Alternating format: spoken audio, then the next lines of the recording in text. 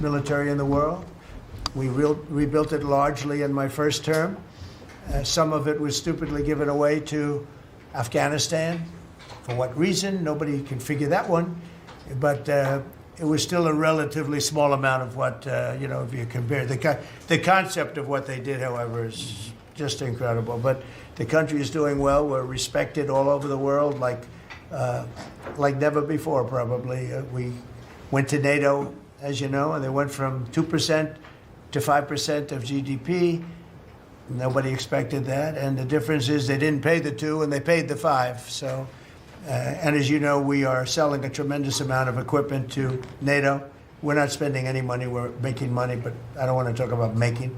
I want to talk about we're no longer involved with funding Ukraine, but we are involved with trying to stop the war and the killing in Ukraine.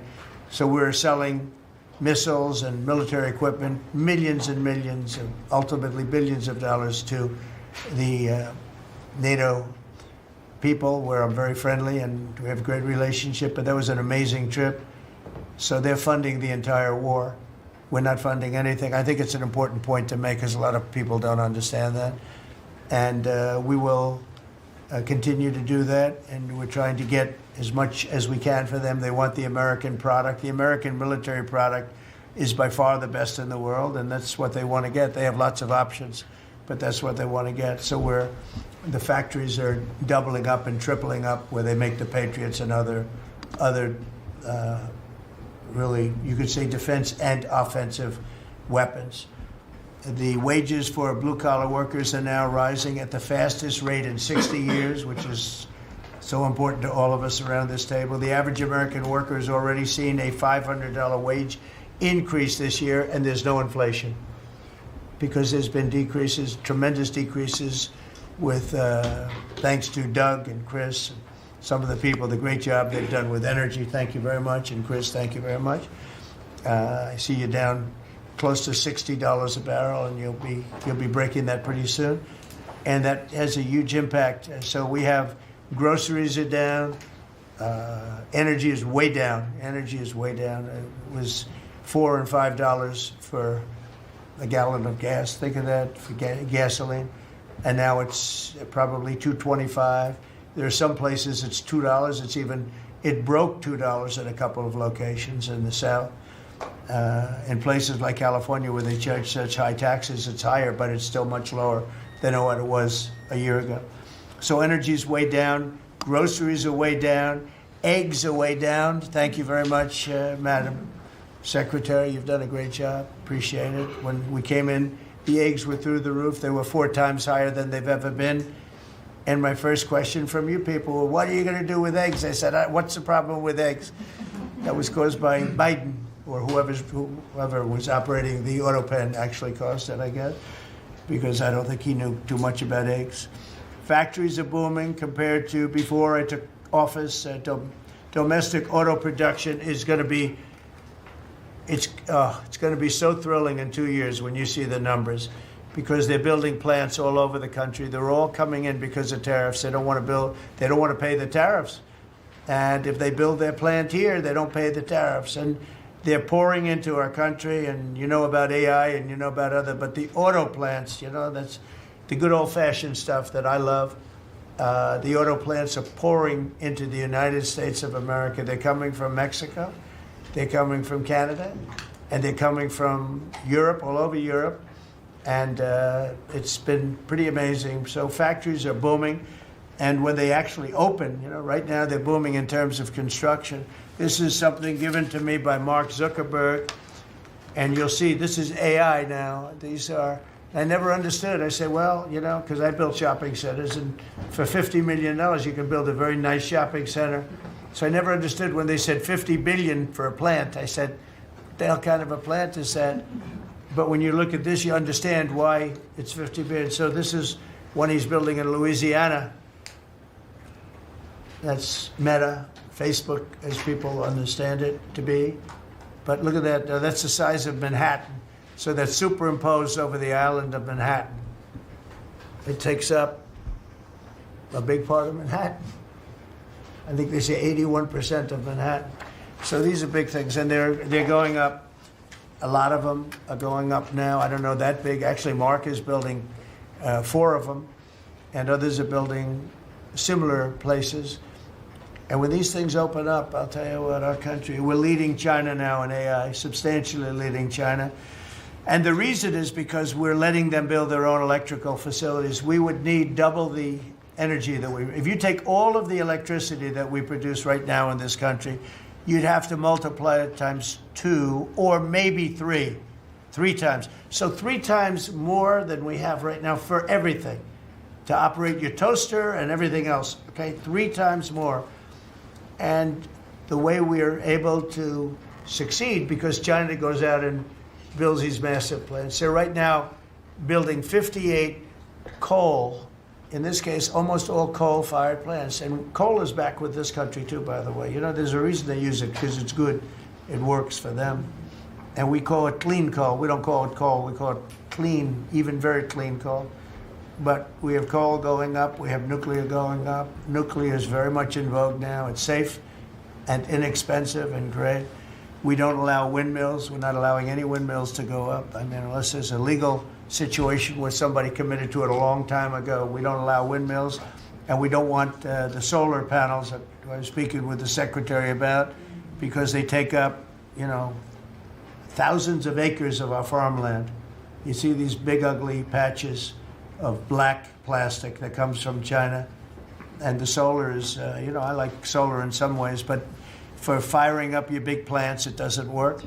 It's very unstable, but it really takes up your farm. The farmers are saying, you know, they're building these massive blotches in the middle of the fields all over the country. It's so crazy.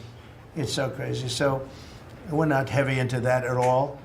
And windmills, we're just not going to allow them. They're ruining our country. They're ruining everyone. If you look at, I hate to mention countries, but you look at the UK, what's happened at UK, they have energy costs have gone through the roof. It's because of wind. They want to do everything, close up the northern parts of the country. They have oil that's tremendous, and they closed it up, and they've been building windmills all over the place. And I tell them, you're my friends, but man, you're gonna have a bad awakening very soon. It's gonna be very bad. They're ugly. They don't work. They kill your birds. They're bad for the environment. And if you look at them from a house, your house is worth less than 50%. So I'm trying to have people learn about wind real fast, and I think I've done a good job, but not good enough, because some countries are still trying, and they're destroying themselves. Those are countries that are really destroying themselves. I hope they get back to fossil fuel, because right now, Chris, whether we like it or not, fossil fuel is the thing that works, and then you can add nuclear with it and other things, but fossil fuel is what works if we're going to fire up those big monster factories. But if you look at comparing everything before I took office, domestic auto production is up 18,000 cars a month. And we haven't even started yet, because a lot of these plants aren't built. It's up 18,000 because Ford, General Motors, and a couple of others, Stellantis, they're taking their existing plants, and they're, as quickly as they can, they're adding on to them. So when their plants open, because they're building big, modern, beautiful auto plants. But think of that, we're up 18,000 cars a month, and essentially all they've done is try and utilize their space correctly as their big plants open up. It's going to be, I hope they remember that it was this way. I hope this table gets a lot of the credit for what's happening. It gets all of the credit, because this would have never happened. We were going out of business in every way. We were losing. All the car plants were leaving this country. Now they're all coming back in, and they are coming from Canada, and they are coming from Mexico, but they're coming from Germany. They're coming from all over the world. Domestic steel production is up by 100,000 tons of steel a week. We have a 50% tariff on steel, aluminum, and various other things. Copper just got brought into the picture, and that means people are going to want to make steel here. We just made a deal with U.S. Steel. As you know, we have an outside company come in, spend $17 billion on building new plants, new everything. It's great, and it stays right here in America. So we're doing amazingly well on steel, and domestic oil production is up by more than 300,000 barrels a day. That's a lot of barrels, and you're going to be talking about that in a second, I think, Chris and Doug. These two people have done a fantastic job, and we have the oil price down to about $62 a barrel. So just so you understand, because a lot of you like to talk about costs and prices, but I watch so much fake information. Product costs are down. Energy is way down. Energy brings things down. You know, with energy, that's what happened with Biden. He stopped our program, and then he went back to it when he realized that it looked like you're going to be paying numbers that nobody's ever seen, like $7 a gallon. You're going to pay $7 a gallon. They were up to $7.5. So then he immediately went back to the Trump plan that they terminated, but it was too late for them. It was too late. They blew it. They had a great thing going. I gave them something great, and they blew it. Since the inauguration, we've created over 500,000 new private jobs, and if you notice, when the numbers come out, government jobs are going down and private jobs are coming up, and that's what really fuels the country. It's easy to hire people and pay them for doing something that maybe is not very productive, but government jobs are down, actually substantially down, and private jobs are way up, and these are the jobs that make money, create a better life. Meanwhile, we've reduced the number of federal bureaucrats by 84,000. So we got rid of 84,000, and I think the job numbers, you're going to see the new job numbers are going to be through the roof because of all of the different businesses that are moving into our country. And not just production businesses, autos and AI, but any business you can think of. In the world of furniture, as an example, North Carolina, I went there many times when I built a lot of hotels and things, and I'd go to North Carolina, I'd buy the greatest, they were the greatest, most talented people. And then China came along and took all of those jobs away. If they would have tariffed them, China wouldn't have taken any of the jobs. But we had presidents that, honestly, and I like some of them, but they didn't know what the hell they were doing from a business standpoint, from running the country. And North Carolina, the most talented woodworkers that you've ever seen. I'd be there and I'd watch them. I'd say, I'd like to have a rail in that chair. Maybe, can you fancy it up a little bit?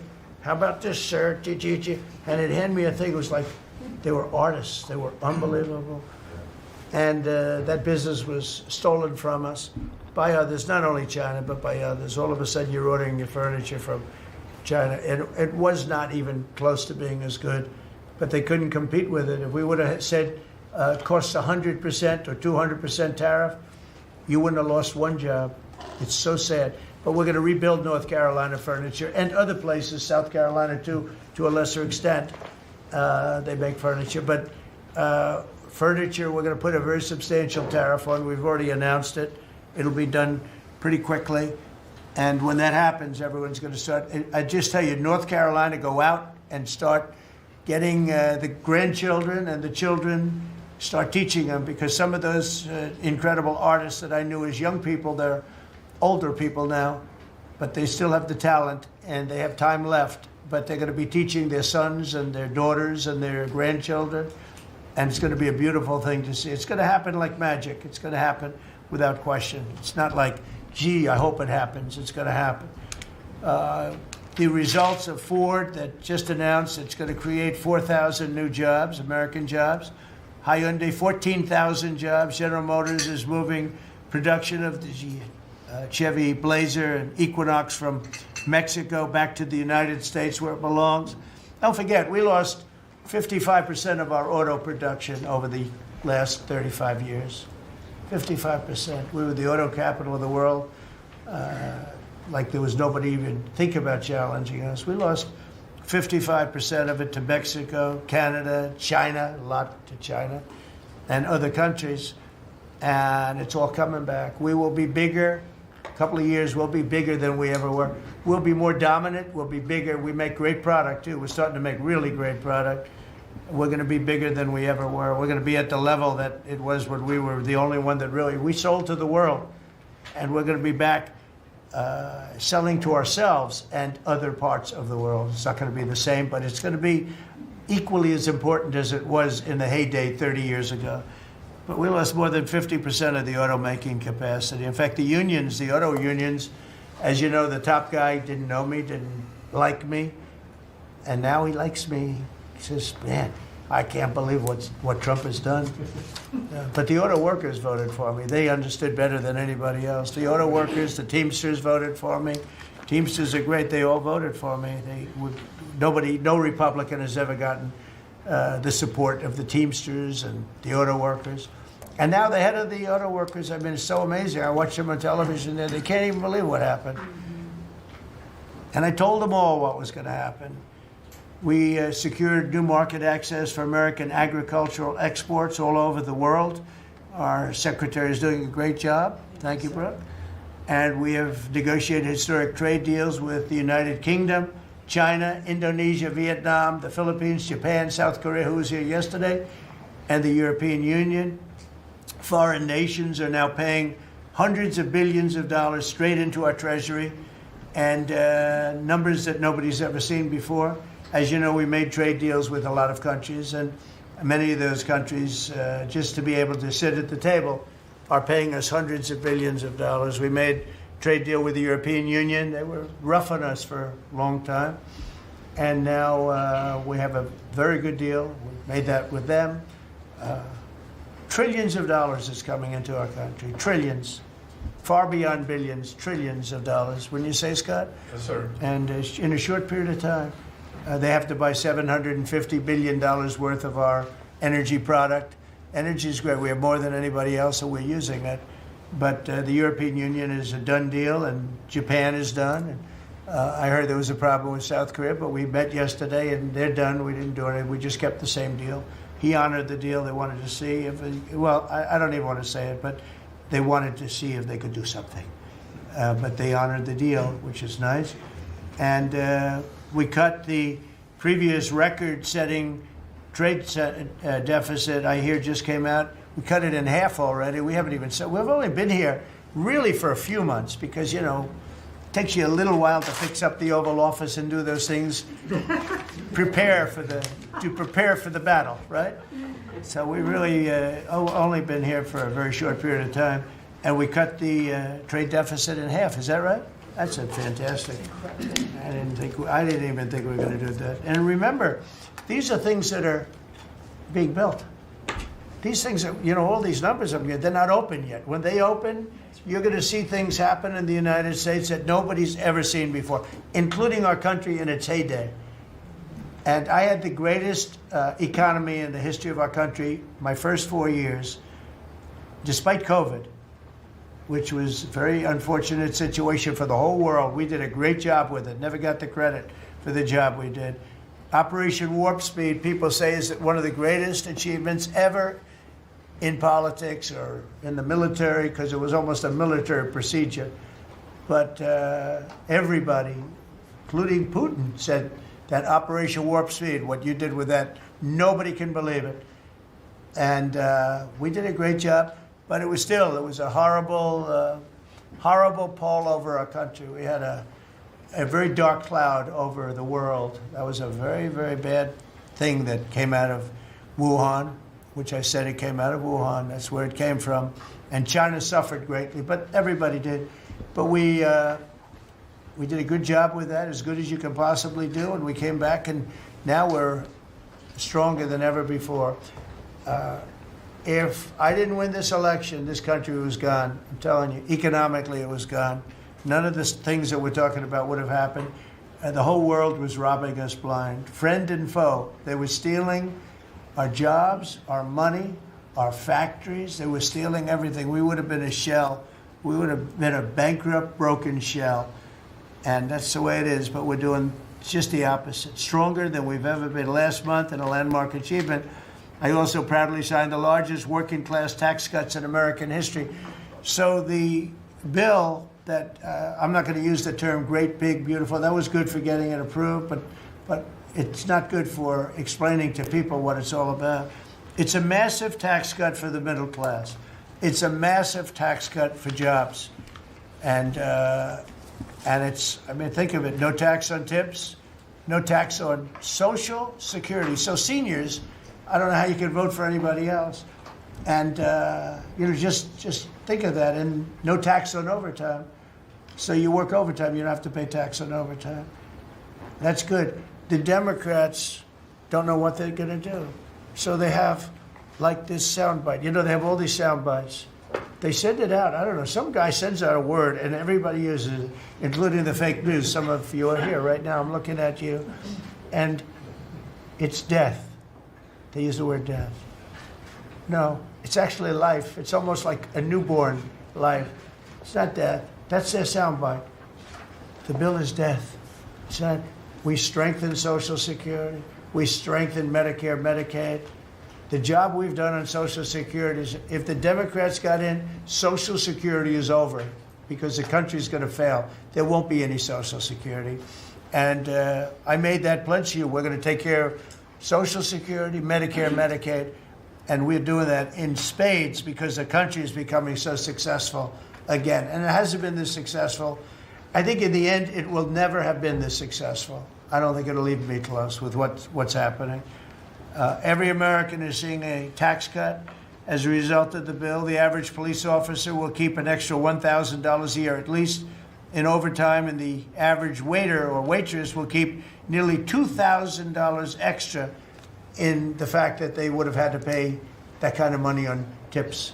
And I never realized that the government was so strong on that. But waitresses, waiters would tell me that the government would go after them. Like, it was horrible. That's how it all started with me. It just was incredible. And the biggest thing was, again, the $4 trillion that they found. They said, well, that was nice. They should have announced it. I could have told them that. And I don't know. It should be simple. But a lot of people didn't understand it. Actually, a lot of good people didn't understand it. But now they're saying, you know, Trump was right. They'd never seen anything like this. And I don't know what it is, Scott. They didn't understand what we were trying to explain to them was going to happen. Everybody's moving back to the United States because they don't want to pay a tax. If they're not here, they have to pay a tax. And it didn't seem that complicated, but it's working at a level that nobody can imagine. You know, this is working $4 trillion, but that's a big number. It's a number that nobody ever heard of before. But $4 trillion is exciting. But that's nothing compared to what's happening, because these places haven't even opened yet. Some of them haven't even started hiring yet. They're under construction. So it's construction jobs, but it's not the big number, and the big numbers, when they open, they're going to be very successful. It's a revolution. We're also working on things to ensure that the awesome power of artificial intelligence is used to benefit all Americans, including American workers and also American children. In that spirit, our wonderful First Lady has just announced a presidential AI challenge. It's going to be a very good challenge, I can tell you. She's put her heart into it, which will inspire the next generation to stay on the cutting edge of this vital technology. This is the new internet, the new computer, the new television, the new everything, all put together in one. This is why when I show you a picture like that, I mean, I show you this. This is a factory superimposed over the island of Manhattan. And you have many of them being built right now all over the country, or soon to start. Some of them. Some of them have started. This one has actually started. That's in the great state of Louisiana. But the First Lady is working very hard on this, and it's an important initiative. And Melania, when she puts her mind to it, nobody can do better. There's nobody. So every young person should go to AI.gov to learn more, AI.gov to learn more. And you'll see it's a great challenge. I think it's going to be a very modern kind of a challenge that involves AI, which is very exciting to people. So I want to thank her, raise a lot of money for children. We're putting America first, and we're going to be putting the American worker first. And, you know, the Republican Party has picked up 4 million new people, 4 million. The Democrats have lost 2.5 million. Other than that, they're extremely happy. No, they're very depressed. They're very depressed. And their new box that they've fallen into is crime. There was a consultant on one of the shows this morning I was watching. I thought he was very good. He's a Democrat consultant. And he was screaming, no, no, don't let him do this to you. Don't let, it's another trap. It's another trap. what he's talking about, like men playing in women's sports. They said that's an 80-20. No, it's a 97-3. It's 97-3. Like transgender for everybody.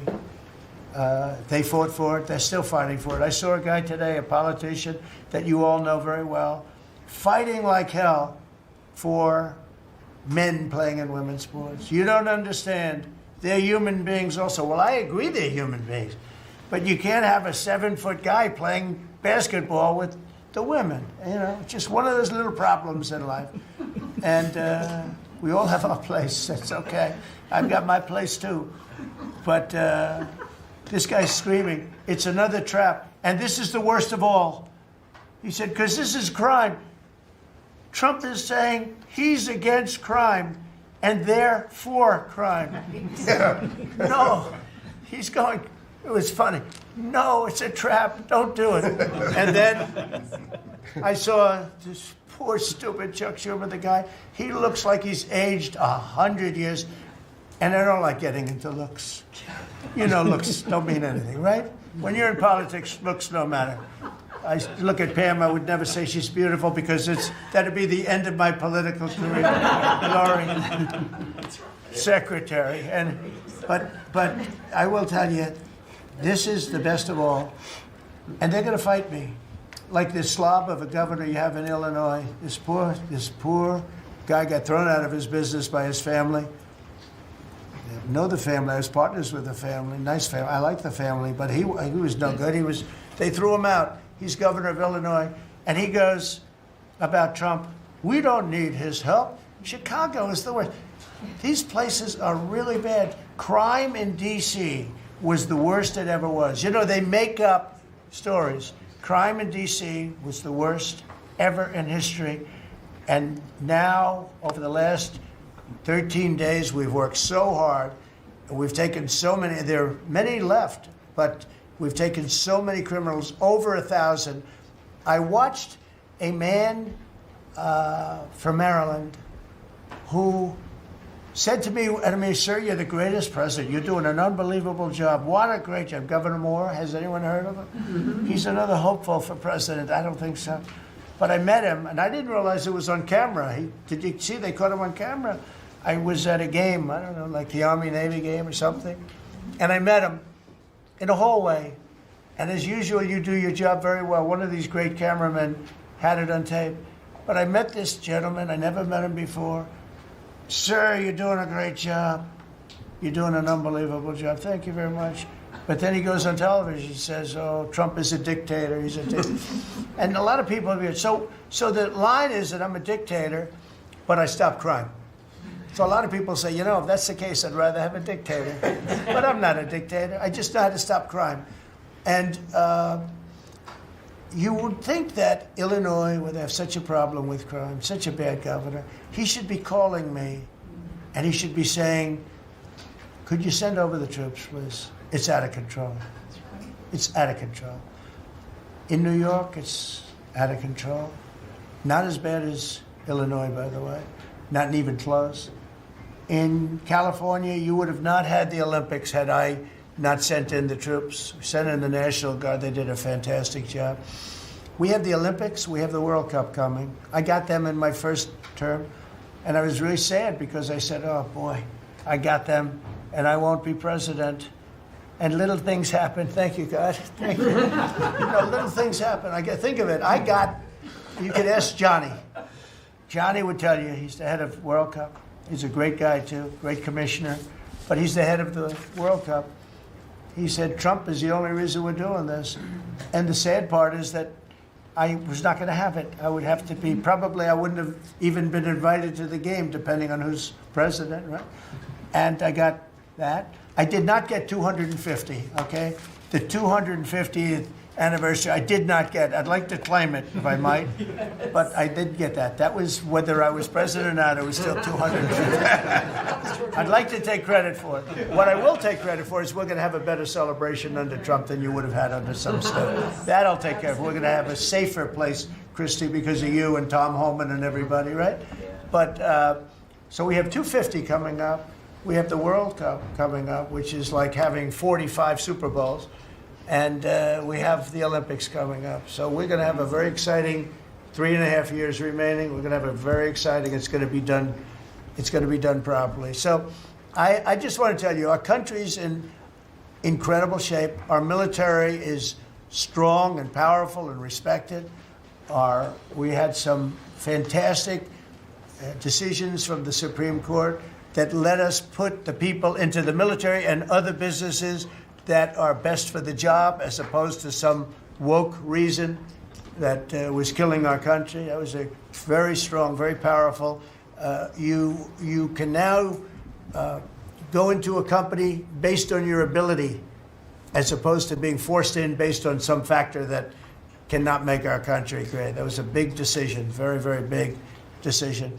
And we've had a lot of great decisions, and we've all made some great decisions sitting around this table. I want to thank Scott. Unbelievable what's happening financially with you and Howard. And Vice President's involved in everything, and he's been great. And Marco has been, really, I think you're born for this job. I don't think you should ever run for another office. I don't think you should, really. You're so good at this. He is so good. And everybody likes him, everybody likes him. But everybody, much more importantly than like, I think you would say, is respect. They respect Marco. They respect all the people around the table. So what I'd like to do is, I'd like to go around the table. You seem to like it. Your audience seems to like it based on ratings.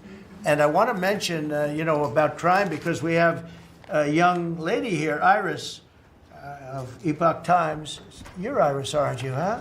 And I heard you were very savagely mugged in the city, and I'm not going to let that happen under this administration. That was last year. And would you like to mention what happened? Of course. So first of all, thank you, Mr. President. You want to listen to this? For having me here to share my story to the room and to the broader public. My name is Iris Tao. I'm a White House correspondent for NTD, the sister media of the Epoch Times. So more than 2 years ago, it was a Saturday morning in broad daylight. I was on my way to work, and a young man with a black ski mask pointed a gun at my face and threatened me to hand over my phone, my wallet, my laptop, and everything else.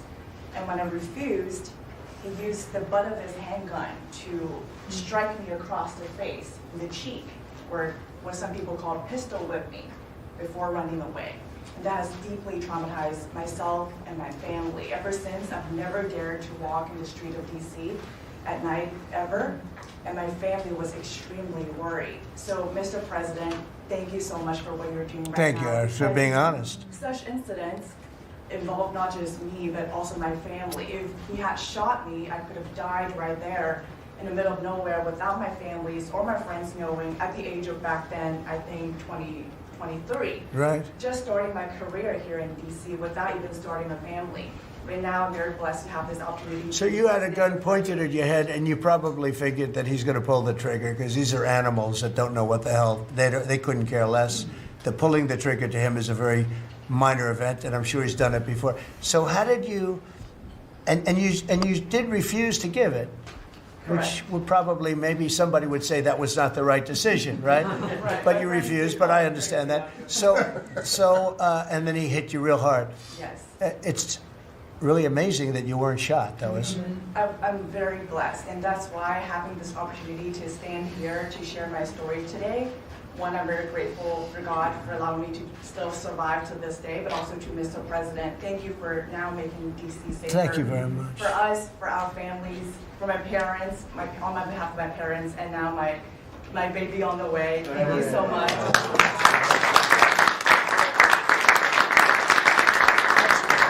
And there are other reporters and journalists, good people, and you don't have to say it, but that have also been attacked violently. And not violently, too, pretty badly.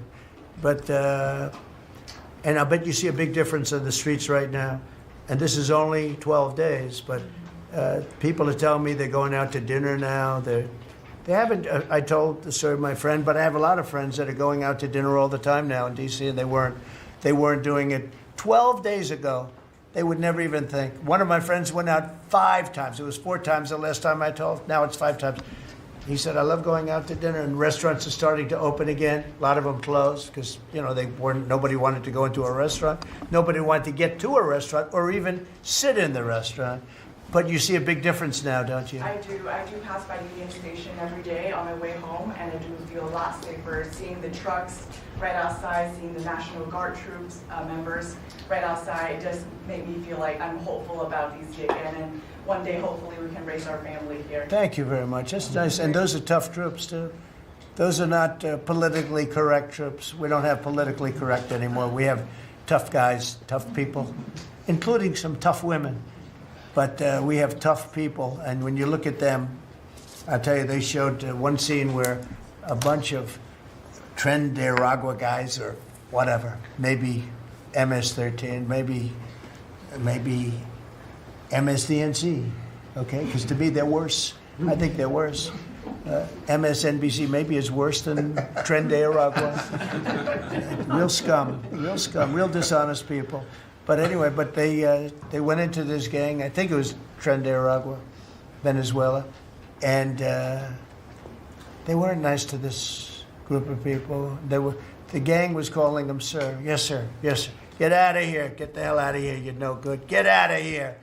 And yes, sir. Yes, sir. Yes. These are people that beat up people all day long, and they're calling these soldiers. That's what they are. They're real soldiers. There's no games. I said, you don't have to be politically correct. And you know the way they used to spit in the face of the soldiers, with the soldiers standing like this, and you'd have some guy or some woman sometimes screaming at them from 1 inch away. They're standing there, and they're told you cannot do anything, and they start spitting, actually spitting in their face.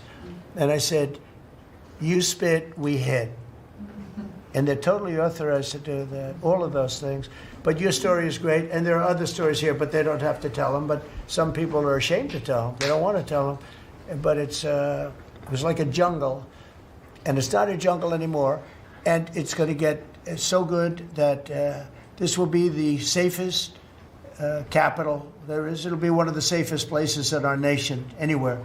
And right now it's one of the most unsafe places, but not now.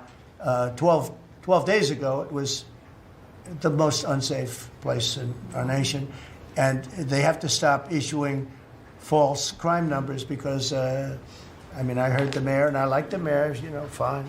I don't care if I like her or not. If she did her job, I wish she were a horrible person who did her job.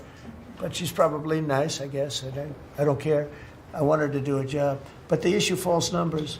She said crime is down, before we got, now they can say crime is down. Crime is very much down. But what they did is they issued numbers. It's the best in 30 years. Not the best. It's the worst. It's the worst. It's much worse. And they gave phony numbers. And then they fired the man who didn't want to write the phony numbers. He got fired. And I guess that whole situation's under investigation because it's a very important thing, Pam. If they're going to give these phony numbers, it's a false feeling that you get crime. You have to do something about it. You can't go around saying, "Oh, Washington D.C. safe," if it's not. It's going to be very safe very soon. It's very safe right now. You're going to go out, have dinner. People are going out all over the place. They're walking. I have people that work in government, strong, tough cookies. They can take care of themselves. But it doesn't help to have big, strong muscles. And I work out. If a guy's over there with a gun shooting you in your face, you can be the strongest guy in the world. Guy has a gun, shoots you in the face. It doesn't matter how much you've worked out, how many weights you've lifted, how hard you work. And so we have the toughest guys and we have the best guys. And I'm willing to go to Chicago, which is a big trouble, but we have a governor that refuses to admit he has problems, huge problems. Baltimore, Wes Moore was telling me I want to walk with the president. Well, I said, I want to walk with you too someday, but first you got to clean up your crime because I'm not walking in Baltimore right now. Baltimore is a hellhole. And this guy, I don't even think he knows it. He's another candidate for president. Between him and Newsom, you got some real beauties, I'll tell you. But if we didn't go into Los Angeles, you wouldn't have the Olympics. In my opinion, you wouldn't have the Olympics. We went in, and the sheriff, the boss, Said, thank God they're here. You could see his tape. He said, we were not able to control what was happening. That was the sheriff. And he said it loud and clear. And, they're suing us for going in and cleaning up crime. And yet their own sheriff said, on the first or second night, he said, we could have never handled. That was going to be, you were not going to have the Olympics or the World Cup, because that would be, there wouldn't be anything left. They shouldn't have lost 25,000 houses. The water was turned off from the Pacific Northwest. And I was after them in my first administration, turn on the water, turn it on. Nobody could have believed this could have happened. But they had no water in the fire hydrants. They had no water in the sprinkler systems that people put up in their ceilings. There was no water. And yet we have tremendous amounts of water. They send it all into the Pacific Ocean, trying to protect a certain little fish that's not doing well, because it doesn't do well without water either.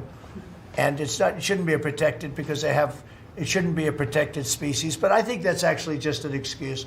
I actually think these people are sick. There's something wrong. So we send hundreds of millions of gallons of water a day into the Pacific Ocean. They turn a valve, and the valve heads out, and we turn the valve back. I actually had to do it using force. We turned the valve back, and now they have water, but not as much as they should have, because they should, and I'm telling Gavin Newsom by this conversation right now, turn the rest of the water on. Turn it on. So things are done that are so sad in this country. Lack of common sense. I like to say the Republican Party is the party with common sense.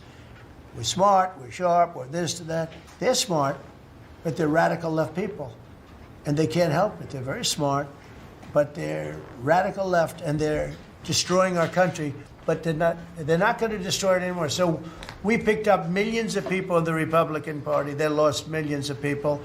And I think we're going to do very well in the midterms. And I just want to say one other thing, and that's medicine. The cost of medicine all over the world is much cheaper than the United States, because for years the world pushed us around, including our friends. And you go to Germany, you go to England, you go to different places, and you go to a store, and it's sometimes 10% of what we pay in the United States, because they said, nope, we're not paying any more. You charge the United States. This went on for 25, 30 years. And I invoked favored nations. I said, I want to pay the same as they're paying. And Bobby Kennedy is doing a good job, and Dr. Oz is doing a good job. And I asked them, I mean, other than the basics that they're doing on autism and other things, which we got to solve that problem because it's crazy what's happening, it's out of hand. But this is the most important thing that can be done, is favored nations, Bobby. And we're not talking about a 25% cut or 50. We're talking about a 1,500% cut, because people go to Europe to buy drugs, and they come back with drugs, prescription drugs, normal, I don't mean the bad drugs, I mean prescription drugs, because you can buy them for 10%, 15%, 20% of what. So they're going to go up in price. And I told the countries, and I get along good with all of them. I mean, you could ask I get along good with all of them. But I said, I told them, I said, you're going to go up a little bit because it's the world. It's the world. So more people in the world than we have. We're going to go down a lot, and they're going to go up a little. And it's called equalization. We're going to have equalization. So we pay the same price as the lowest drug sold anywhere in the world. And I think, Bobby, that's going to happen pretty soon. The companies are ready for it. They had to go for years. I was with a very great gentleman from Eli Lilly. I think he's an incredible executive. I mean, I'll mention the company and I'll mention him, because we had this argument my first term, and then we had it in my second term. In my second term, I wouldn't stop until I won the point. And he threw up his hands. He says, you're right, I can no longer defend it. I can no longer defend that a pill that's made by Johnson & Johnson in a factory, in the same factory in the United States versus a place in Europe or other places, including Canada, by the way, you could buy it for 10% or 15% or 20%, the cost of what we're paying, where we'd pay 5, 6, 7 times more money. He said, it's the hardest part of my job, defending that. I'm not going to do it anymore. I'm saying that we have to get down to business. And that's a great company. He's done a great job, and I appreciated it. And it really broke the ice because they were saying, well, we have to do research and development. Well, you have to do it for Germany and all these other countries too. Well, they think the United States should bear it. I mean, I heard this stuff, and I finally said, it's over. Now, you have to have somebody that can get these countries to do it.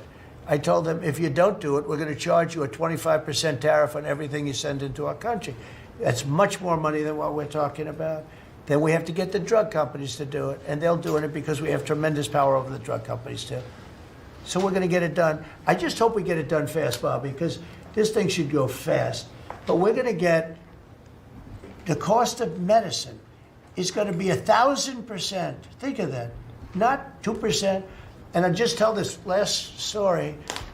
When I was in my first term, in my last year, I was so proud of myself because drug prices went down for the first time in 28 years under my administration.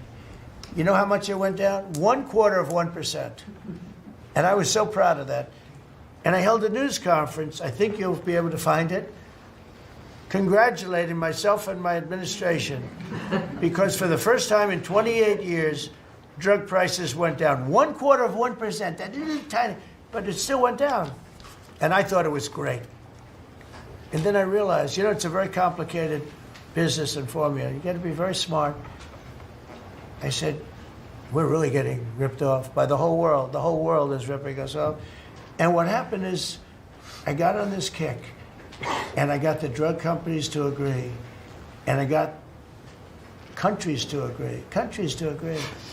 And they're not agreeing because they think I'm a nice person. They're agreeing because I will put charges and costs and tariffs onto them that will be many times more than what they're going to be paying. So the companies are there and the countries are there. And we got to get it done, Bobby. We got to get it done. And we're going to have the biggest price of it. Now, that's going to lower Social Security, Medicare. This is going to lower everything because drugs go for everything. It's going to have the biggest impact, I think, of anything that can possibly be done.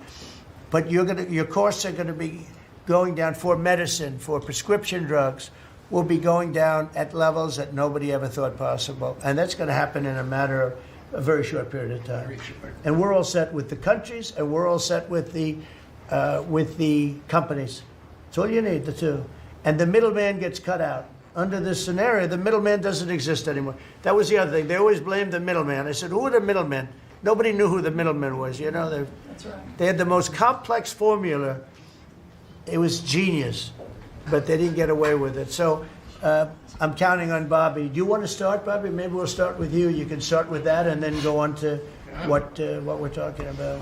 We are deep into MFN negotiations, most favored nation status negotiations with 14 companies.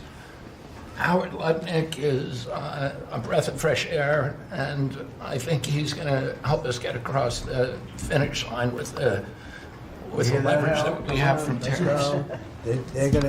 They're smart. Don't let them get away with it, Howard. Well, the combination of Bobby's MFN and the 232 pharmaceuticals, which we launched together, Right. When you put those two together, it really gives Bobby the tools to go execute your plan. So I'm supporting Bobby as he executes his plan. Good. Right? Yes.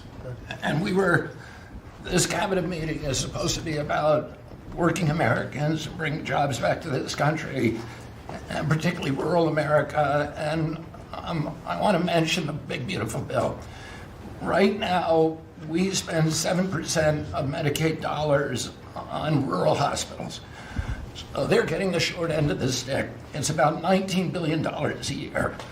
Under the Rural Transformation Program, we give them an extra $10 billion a year. So we're raising an infusion of cash to rural hospitals and rural communities by 50%.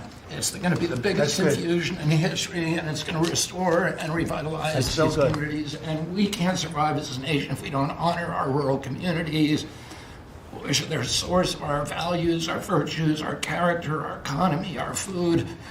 And you are bringing that back. You are bringing those communities back. I wanted to talk, because you mentioned the wind farms, we now have an interdepartmental coalition, a team, which is Doug Burgum and Howard Lutnick and Chris Wright and Pete Hegseth. We're all working on this issue. And Lee, we're all working together on this issue. We're meeting together. There are right now 11 wind farms planned that were launched during the Biden administration. Between Maine and Virginia, it's 1,130 towers. These towers are twice the size of the Washington Monument. The blades on them They're are, massive. It's so crazy. the Go ahead. blades are 350 feet long, one blade. One of these blades blew up on Nantucket last summer, and the water was filled with shards of glass, of sharp glass, so it's dangerous to swim. They had to close the beaches, but they have indemnified themselves so the local communities can't sue them. None of these projects are bonded. If you build an oil derrick in the Gulf, you got to put a bond down. There's no bond for dismantling them, and that's one of the tools that Doug is now using to challenge some of these projects. None of the cost of energy from these projects is 39 cents a kilowatt hour. The average cost in this country is 17 cents per kilowatt hour. And natural gas is 3 cents. Right. So it is the most expensive energy. I've been representing commercial fishermen for 40 years. They are so excited about what you're doing, Mr. President, because their fisheries are being wiped out. As soon as they begin construction, the groundfish fisheries just disappear. The fish leave the area. They've killed 160 whales in the last 2 years. So they're wiping out the whale population, the Atlantic whale population, the big whales, the minkies, the gray whale, or the humpback whales, the right whales. And you are going to save the whales on the East Coast because of this. And you're going to save these economies that are based upon commercial fishing. I'll say one other thing about fishing. We are now, the South Asian nations are now dumping shrimp on our country. The shrimp is heavily contaminated. We just stopped a shipment that was contaminated with cesium-157, which is radioactive. They're farming these shrimps, and they use bactericides and antibiotics and all kinds of chemicals, and the shrimp are so contaminated that the European nations won't take them, so they're dumping them all here, and they're putting out of business. We have the most sustainable, highly regulated fishery in the world. What our fishermen do is a good thing. And all of the trawlers in the Gulf and Alaska are being shut down because we're getting shrimp dumped here. So we have now increased FDA inspections of shrimp to make sure that Americans are not buying and eating contaminated shrimp and putting our shrimpers out of business. I talked just very briefly, we have an historic agreement on pre-authorization.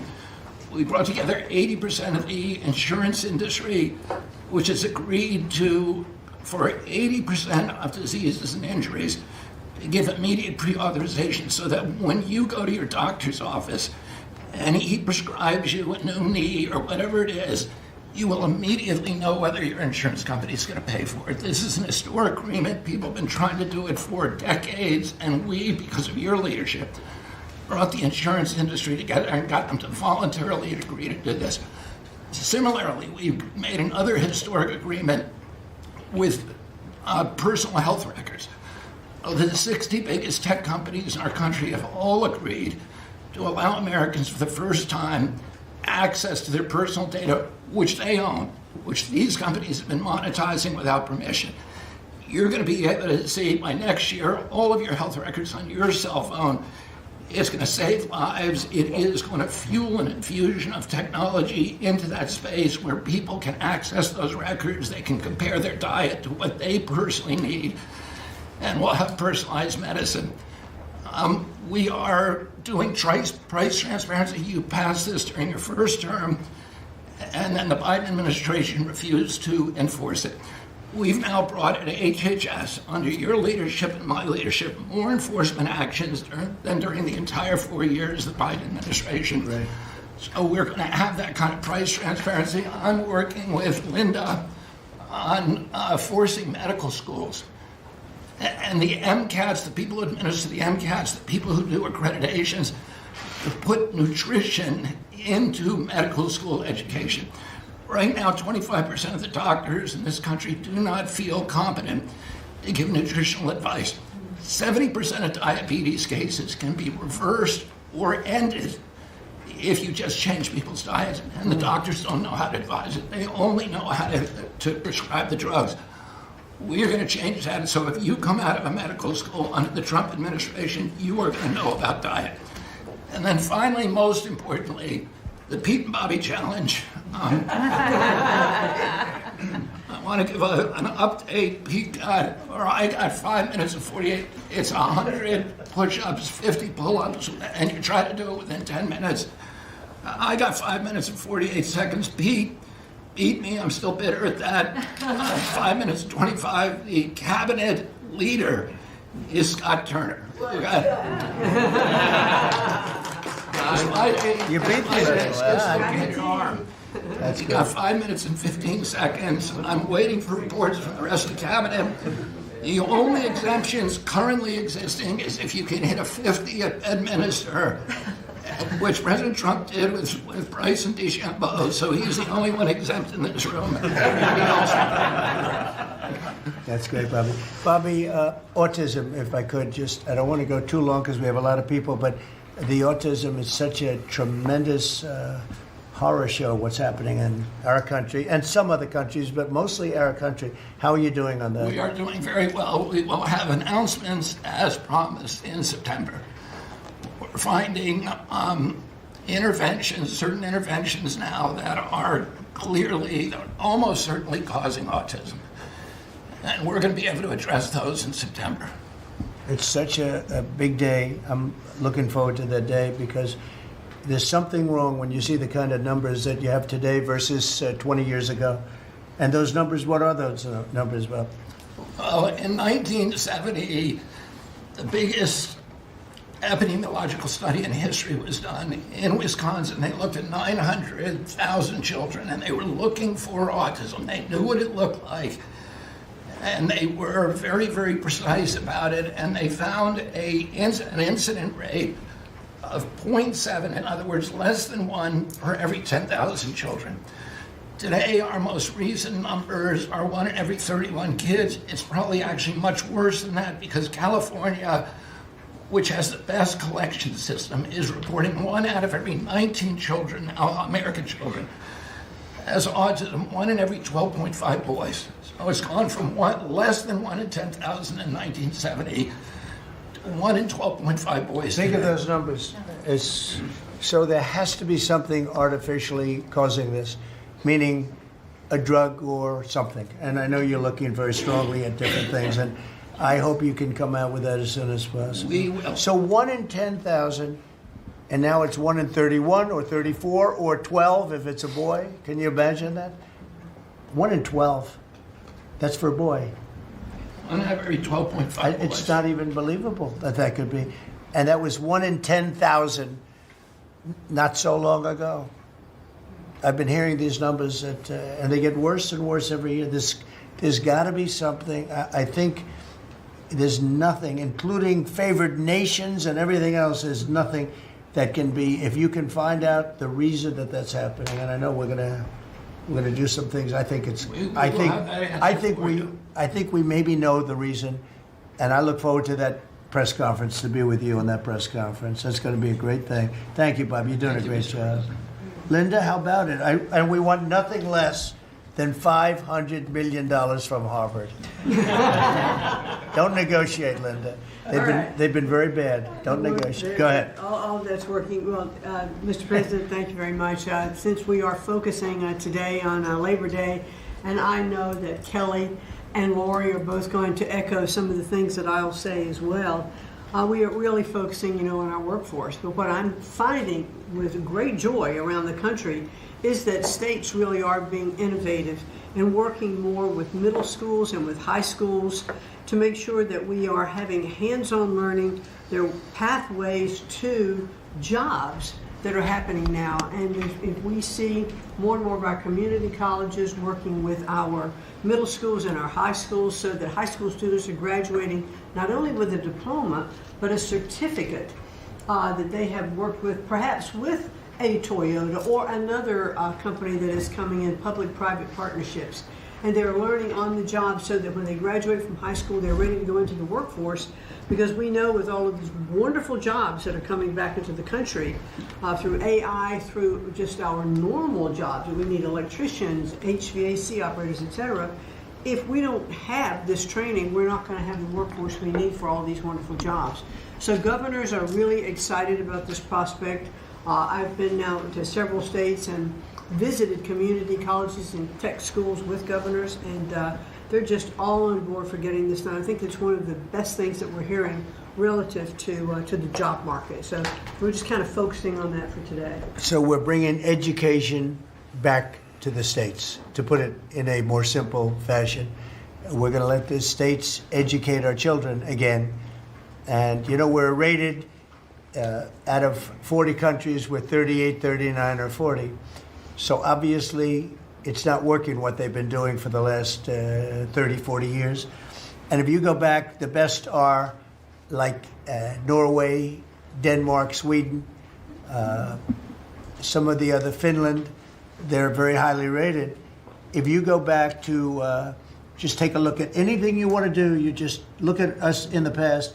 If we gave Iowa or gave Indiana or gave, and I don't say every one of them, you know, a guy like Gavin Newsom's not going to do well. Certain states won't do well.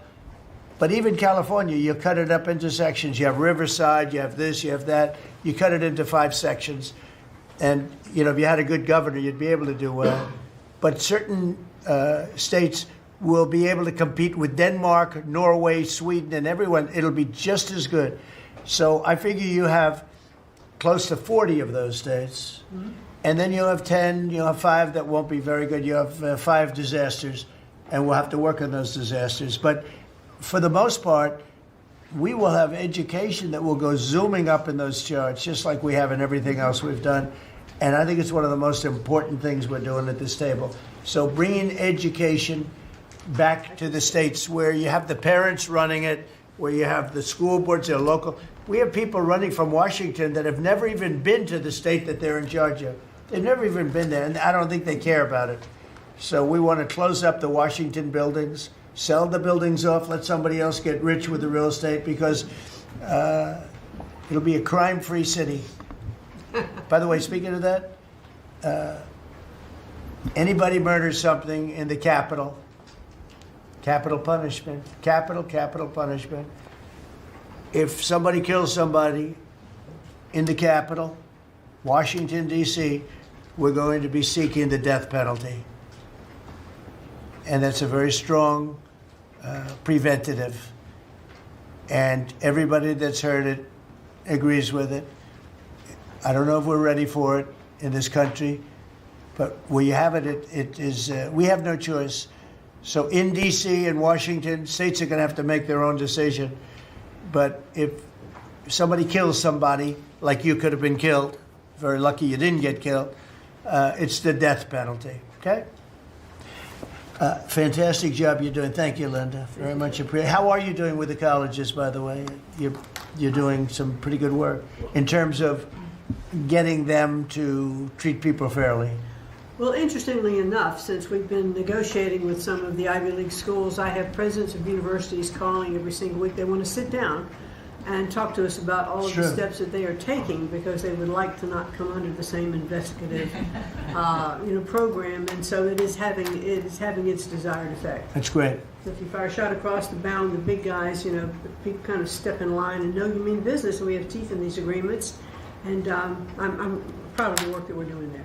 Well, they misbehaved, and some of these schools are getting billions and billions of dollars, and they misbehave. So that's it. And so one way or the other, we're going to win that whole thing. It's going to straighten them out. Okay? Thank you. Great job. Thank you. Lee, please. Mr. President, the Trump EPA has a special Labor Day message to America's workforce, especially our auto workers, our coal miners, our steam fitters, our pipe fitters, and the list goes on. See what a difference a year makes. A year ago, the way that the Environmental Protection Agency was operating, The choice was made to protect the environment. We would have to strangulate the economy. That's the way that the EPA operated for years. There was a binary choice. We had to choose one or the other. The Trump EPA completely rejects that. See, we choose to protect the environment and grow the economy. And a very special shout out to Russ Vogt and his team at the Office of Management and Budget. We give him a lot of work. He's happy to do it. Dozens of different deregulatory actions. We just announced a proposed rescission of the 2009 Obama EPA endangerment finding, all of the light, medium, and heavy-duty vehicle regulations that followed. It is the single largest deregulatory action in the history of the United States government.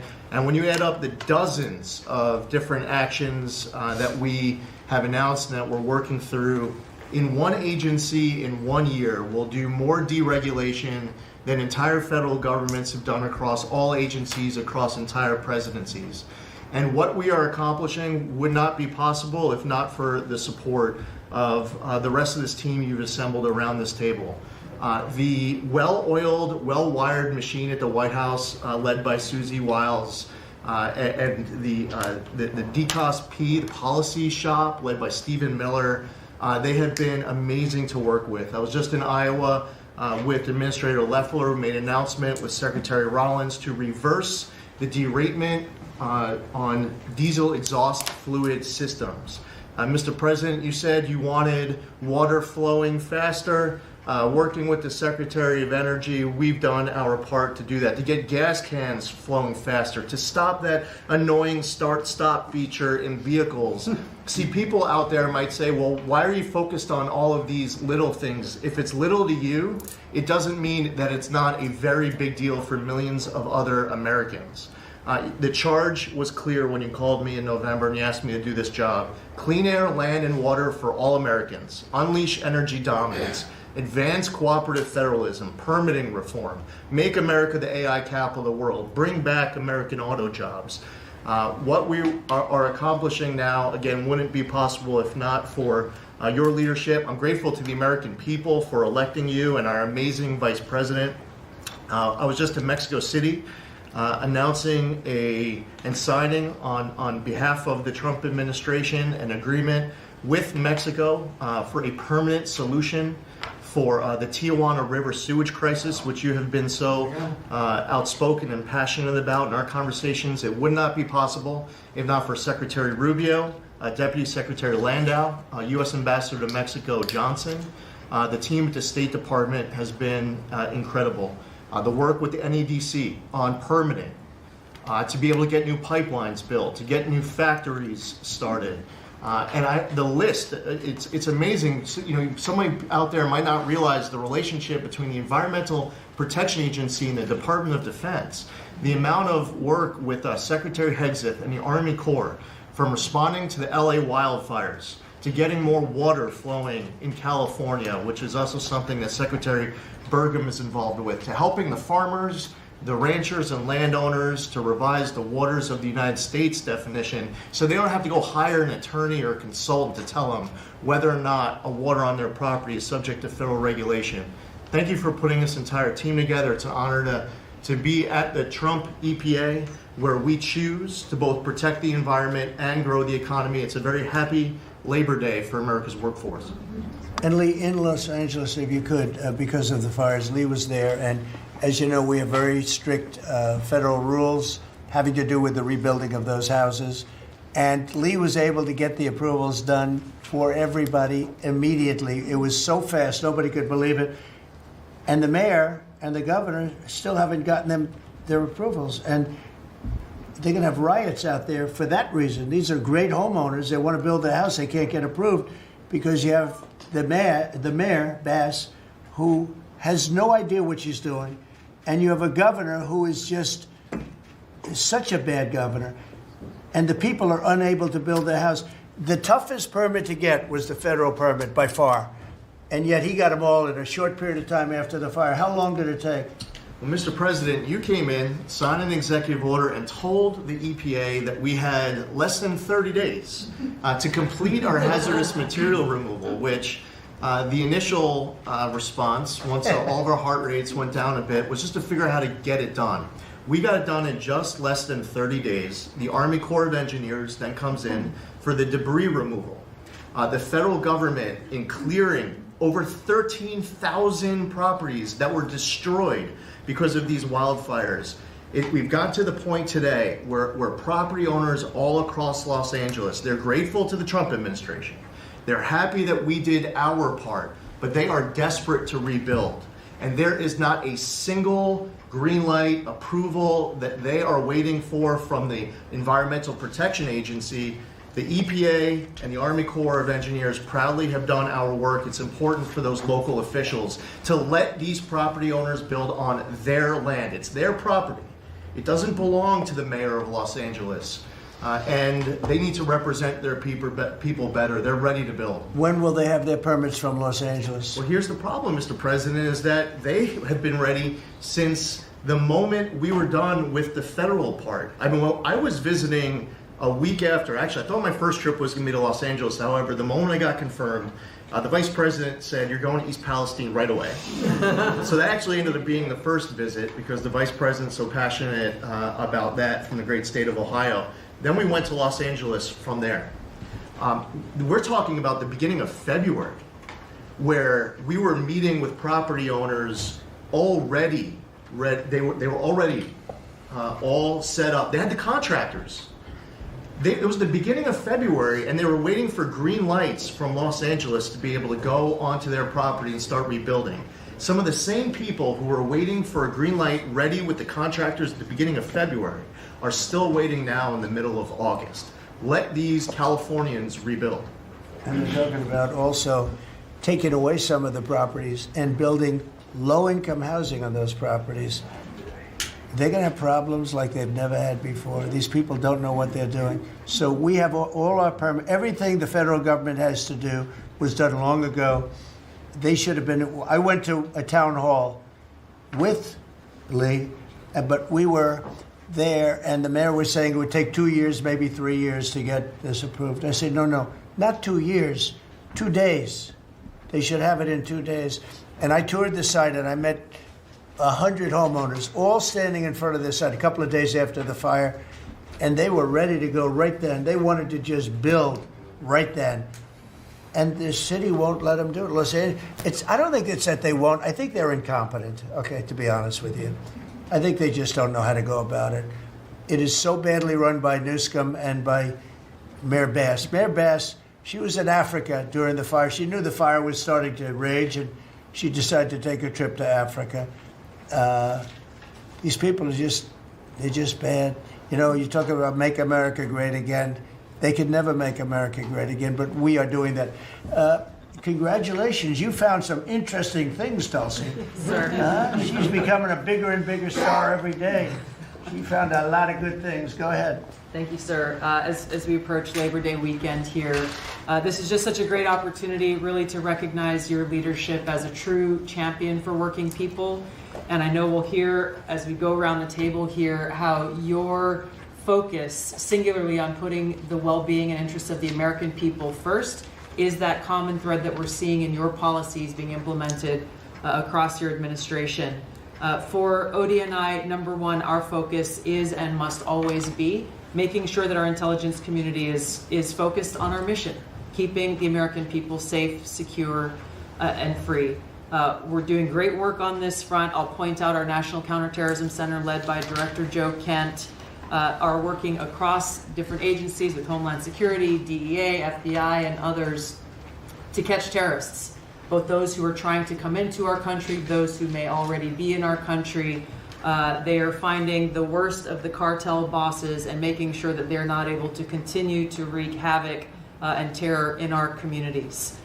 Secondly, Mr. President, you have charged me with the mission of finding the truth and telling the truth to the American people. And we've exposed some of the worst examples of the weaponization of intelligence in the last several weeks. I will continue down that mission and that path wherever it leads. Transparency, telling the truth is what will drive true accountability for the American people who deserve nothing less. And lastly, Mr. President, all of us are charged with being good stewards of taxpayer dollars. I've gone through a reorganization for ODNI that we've announced in the last week.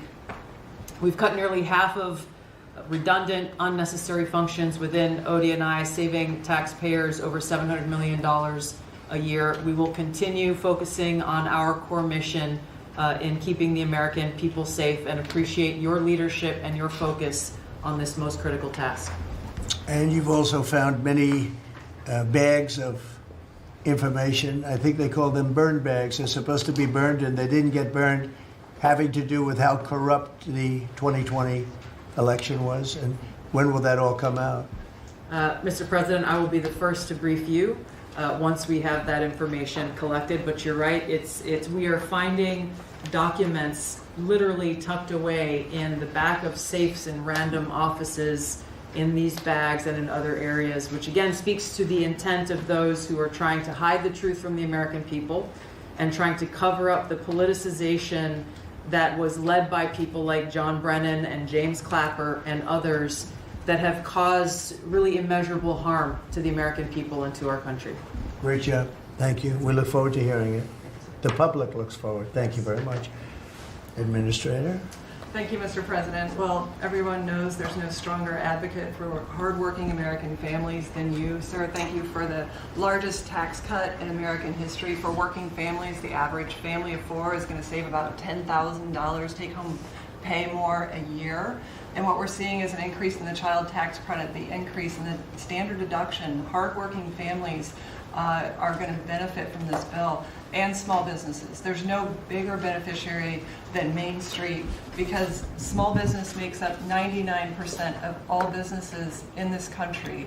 I've traveled to nearly half of our states, 24 unique states. I've made 40 state visits. In fact, I was with our great vice president at a small business manufacturer in Georgia last week. I was with a trucking company in Ohio. I was in Michigan at a motorcycle manufacturer. The return of Made in America is going to be driven by small businesses, because 98% of all of our manufacturers in America are small and medium businesses, 600,000 factories that employ 5 million people. And as Secretary McMahon mentioned, this work-based learning that is going on in professional and trade schools is real. I've visited them from Utah to Maine to Georgia and seen this revolution in education happening.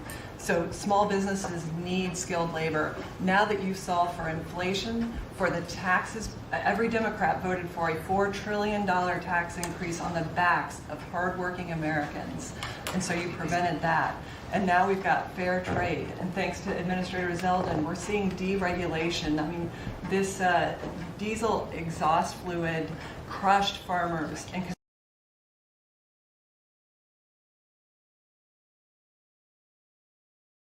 your domestic economic agenda is amplified through small businesses, which is why small business optimism is above its 53-year average, finally. Yeah. And so Main Street appreciates it. What Main Street wants now is a rate cut. They feel burdened by high interest rates. They would grow higher and expand more if they could, but the interest rates are really hurting them. And finally, I want to say thank you for your executive order on debanking. We're about to announce a major investigation on debanking. It happened to you and your family. It happened to me. It happened to thousands and thousands of Americans. And unfortunately, disproportionately on those that had conservative values, on Christians, on pro-life, on 2A businesses. And so we're going to be talking to the banks about that. The SBA operates the largest government business loan program in the federal government. We have a network of 5,000 banks. So we're going to be making sure that that never happens to anyone again. Great job. You're doing a great job. Thank you very much. Christy? Well, Mr. President, first of all, thank you for the opportunity to work for you. And you committed when you ran for president to make America safe again. And today, the average family and individual that lives in this country is safer than they've been in years because of what you've done. We've got 3 months in a row now with 0 illegal aliens coming into this country. And I want to thank Pete and the Department of Defense for all of their help. They're down at the border with us still, helping us keep that border secure and make sure we know who's coming into this country. You've arrested and brought to justice hundreds of thousands of illegal aliens, criminals that have perpetuated violence against American people. Sir, you had 1.6 million people voluntarily go home to their home countries that were here in this country illegally. Because of your strong message and you enforcing the law, they decided to go home on their own so that they could come back the right way someday and be American citizens. But what I think is one of the most remarkable statistics is that under Joe Biden's administration, 88% of new jobs went to foreign-born individuals. Under your administration, 2.5 Americans have jobs today that they didn't under the previous administration. And they have those jobs because you created opportunities. You made this country safe. You opened up the economy. You enforced the law. Now people can get up and provide for their families and go to work every day and be confident in that. And the last thing I would say is that it's incredibly important to know that every one of those illegal aliens that has gone home, they were costing us about $8,700 to $9,000 a piece in what they were taking out of our social programs, out of Social Security. You've saved this country billions of dollars, about $15 billion, just in what those illegal aliens were costing us in social programs. I've cut over 450 different contracts at the Department of Homeland Security. We're getting rid of corrupt ones that were not efficient for taxpayers, weren't focused on our mission of keeping us safe. And we've also renegotiated and brought in our biggest vendors that said you have to do better. And we've saved the taxpayers over $13 billion doing that as well. So we're continuing to be accountable to taxpayer dollars, but sir, focused on doing the mission of what you've committed, and that's to keep us safe and to make sure we put Americans first. Well, great job, and great job on the border. We had millions and millions of people coming in. To think 3 months in a row, 0. Incredible. That's some job. Thank Tom and everybody, and Pete, good job. Not surprised. Thank you very much. Chris, please. Mr. Chris. Sorry about that, Mr. President. Like Secretary Noem, I'm thrilled to be here to work with you on the simple platform you were elected on, which was to bring back the American dream, to bring jobs and opportunity for families across the country and to lower their costs so they can live their lives and expand the choices they have. You led off today talking about gasoline prices. I'll throw in diesel. If you correct for inflation, they're at multi-decade lows. This is a huge expense. This is a huge constraint on people's lives. We should celebrate that. Natural gas has become our main industrial fuel powering factories around the country. Natural gas prices are quite low in this country, and they're lower than in any country in the world. The reason for that is the United States produces 2 times more natural gas than the second largest natural gas producer in the world, and 4 times more natural gas than the number 3 and number 4 producers in the world. So you've opened up American opportunity and energy together with the work of Secretary Burgum, Administrator Zeldin, Secretary Lutnick, Secretary Rawlins. You know, we've made it easy to produce energy in America again, and those benefits are flowing. I could go on about this stuff forever, but let me talk about one specific area of energy, electricity. That's in the front of people's minds. When the day you were inaugurated, we get hold of all the data. We can look at the resource plans of utilities across the country. What you inherited when you arrived was a plan over the next 5 years to close 100 gigawatts of reliable electric generation. So that's 100 large power plants. Now that was offset with a plan to build 22 gigawatts of reliable electricity generation. Their plan was to close more than 4 times as much electricity generating capacity as they were going to build in that 5-year period. How do we lead the world in artificial intelligence if we're shrinking our supply of reliable electricity? How do we reshore steel and aluminum and automobiles and semiconductors and all those jobs Americans want back in our country when we're degrading and shrinking our energy system? We were going to hand that leadership to China in artificial intelligence, not just to our economic loss, but to our huge national security loss. Your team around this table, and almost everyone around this table is involved in it, is just to completely pivot dramatically. We're stopping the closure of all these plants way before their retirement date. Some plants get to their end of life. That's a small percent of the planned closures. Most of those were just political nonsense at the cost to American taxpayers. So we have rapid new construction of power plants under in the United States. We're doing everything we can with suppliers who build the equipment for these power plants. They've got to build their factories bigger to build power plants in America. People thought those days were past. We weren't going to build big things in America anymore. We're just going to keep sending it over to Asia and overseas and just buy other people's stuff.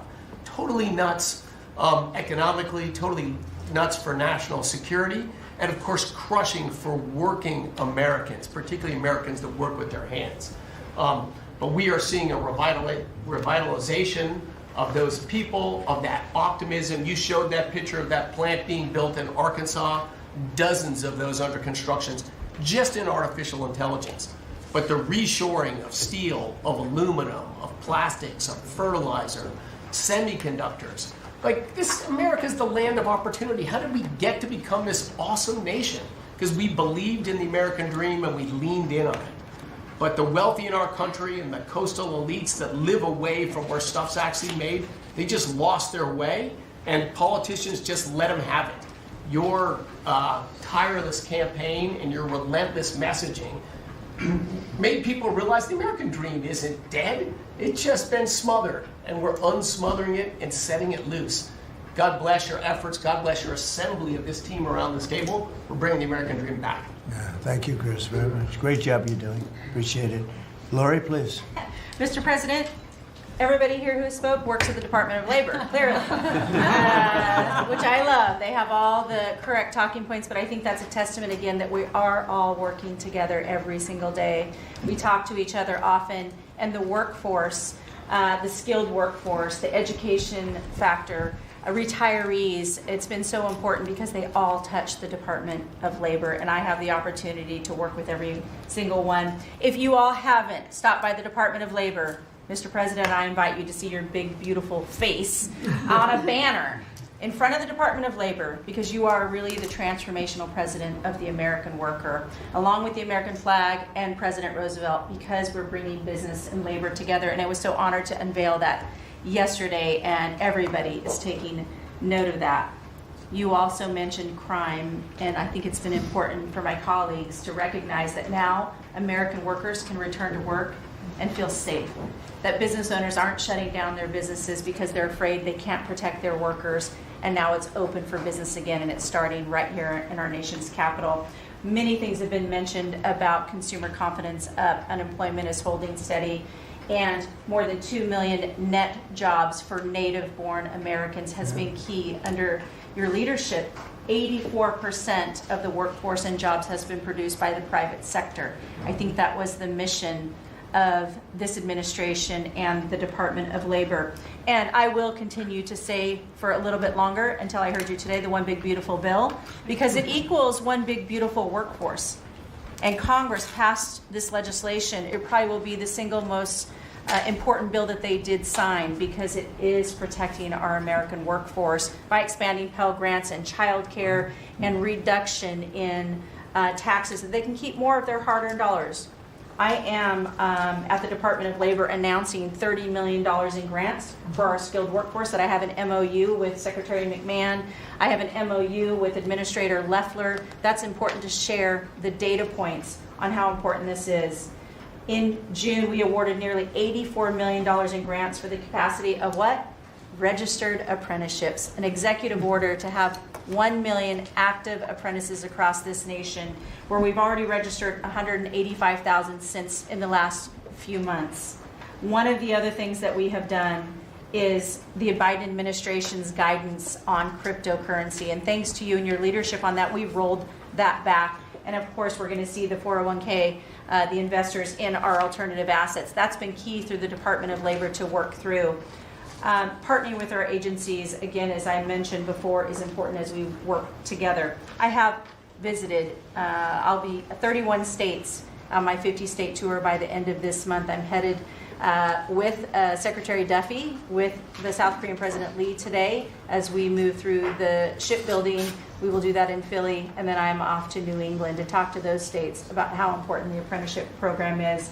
But while I visited Hexel in Salt Lake City, 100% domestic carbon fiber for the Department of Defense as they produce. They are announcing another $1 billion investment per your executive order on advanced manufacturing. So it is working. Everything that you have been saying since you were elected and since we all can put into play has been working. Ohio, McDonald's is investing 375,000 new jobs. The shrimpers I visited as well, and they need our help in protecting that industry for our American fishermen and shrimpers. In Minnesota, I toured Cambria. When we're talking about quartz countertops, all made in America. And again, in Oregon, where we are expecting a crackdown. Thank you for what you are doing with your agents on ICE, and thank you for the prosecution that I hope you will come to Portland, Oregon, and crack down. But while there are still good people, I was able to visit Buckeye Pacific, really a trading floor for the timber industry. So we still want to focus on great, hardworking American businesses. Mr. President, I couldn't be more excited to ring in Labor Day in Erie, Pennsylvania for the Labor Day Parade. I will be there to welcome it. It is an honor to serve this country. It is an honor to serve under your administration as the Labor Secretary, and we will kick off, and Republicans will own Labor Day again, not Democrats. We will own it because we are, and you are the president of the American worker. So thank you for everything that you've done. Thank you very much, Lori. Absolutely. You're doing a fantastic job, and I will tell you that Lori was recommended by the Teamsters. And I said, that doesn't really work, does it? And it turned out to be one of our best choices. So I just want to thank you and Sean, who, as you know, recommended you very strongly. You've really turned out to be a gem. Thank you. I was able to talk to the president on the phone the other day. He called and we visited, and he said, but I know that you were, a little bit middle of the road and not so sure. I said, Mr. President, I have been a Republican. He's like, what? Wait, what? Now I like you even more. So, You're doing a great I job. appreciate it. Thank you, Lori. Thank you. Thank you. Pam? President, I'm working with everyone around this table almost daily on legal issues that we're winning on. But today, because it's Labor Day, President Trump, if I could focus on public safety. Not only domestic, but from our foreign adversaries. And Secretary McMahon, I know you know, kids are out of school this weekend. It's Labor Day. And Secretary Duffy, you know, our highways are going to be packed with travelers coming to not only our nation's capital, but all over this country. We're also going to have boaters, Secretary Duffy, right, on our waterways. It is illegal to be under the influence and on a boat. So get a designated boater if you're out on our waterways, whether it's the Potomac or the Gulf of America or the Pacific. Wherever you're out this weekend, people need to be safe. And on an international level, Secretary Rubio, thank you for all your help on everything we're doing, and everyone around this room. But yesterday, there was a big, big win. El Mayo pled guilty, and he was the co-founder of Sinaloa cartel with El Chapo.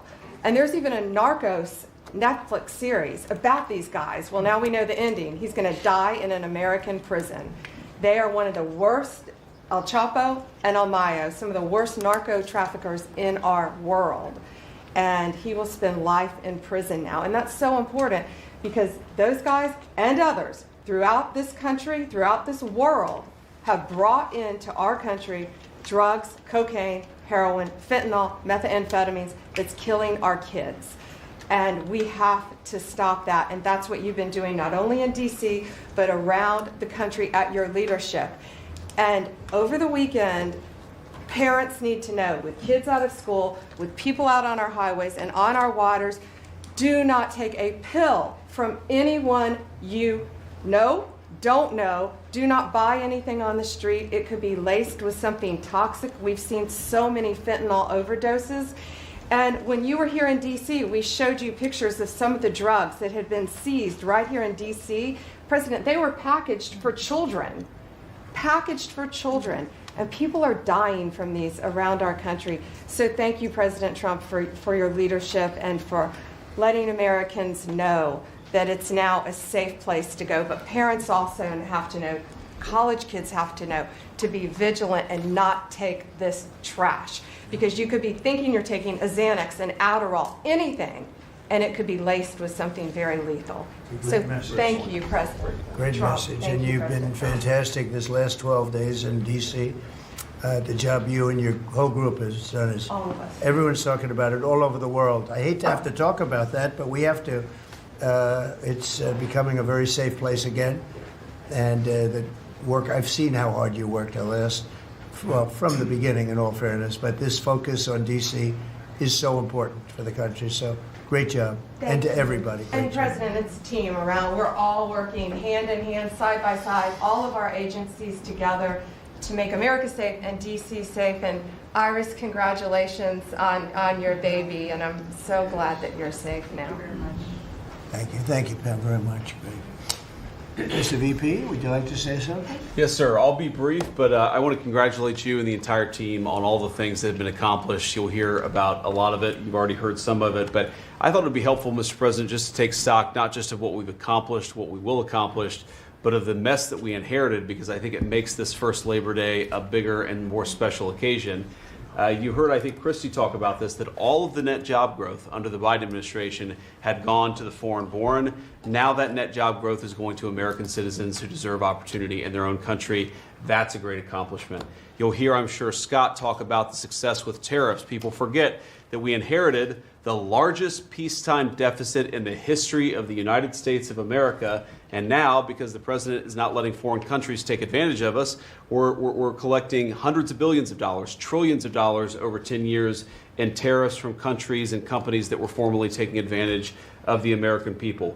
You heard Pam talk about the public safety and the success that we've had there. I happen to believe that maybe the most sacred thing that we can deliver to American workers is the ability to live safely and comfortably in their own neighborhoods. Public safety is not just something that should belong to the wealthy. It should belong to every working man and woman in the United States of America. And because of the work of this administration, that is happening. And of course, Mr. President, you yourself talked about the inflation mess that we inherited under the Biden administration. Maybe the most striking and even shocking statistic of the Biden administration is that housing costs have gone up by 100% over the 4 years of the Biden administration, literally doubled, making the American dream of homeownership unaffordable. We've made great strides and great progress already. But to the American people who are listening, there's a lot more to do. We're going to keep on working hard at it, but it's an honor to do this job under the president's leadership and with this very great team that you've assembled. So we've done a lot, but there's a lot more work to do, and we're very cognizant of it. Thank you, sir. Great job. Thank you, JD. Scott? Sir, as we've said very often, economic security is national security, and our country has never been so secure thanks to you. You have brought us back from the edge. You have the overwhelming mandate from the American people. You're restoring confidence in government, a topic that is on the front of everyone's mind, the Federal Reserve. The Federal Reserve's independence comes from a political arrangement between itself and the American public. Having the public's trust is the only thing that gives it credibility, and you, sir, are restoring trust to government. You are weeding out the waste, fraud, and abuse, and the old ways of doing things are not good enough. We are seeing a blue-collar boom. In the first 7 months of your administration, real blue-collar wages have taken off. And the only other time that they've done this in the past 70 years was in your previous term. Your efforts on tax, trade, and deregulation have boosted paychecks for American workers while slowing the pace of inflation and lowering the cost of energy.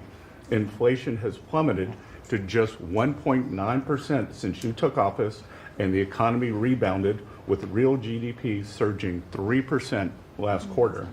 The blue-collar boom coincides with a CapEx comeback.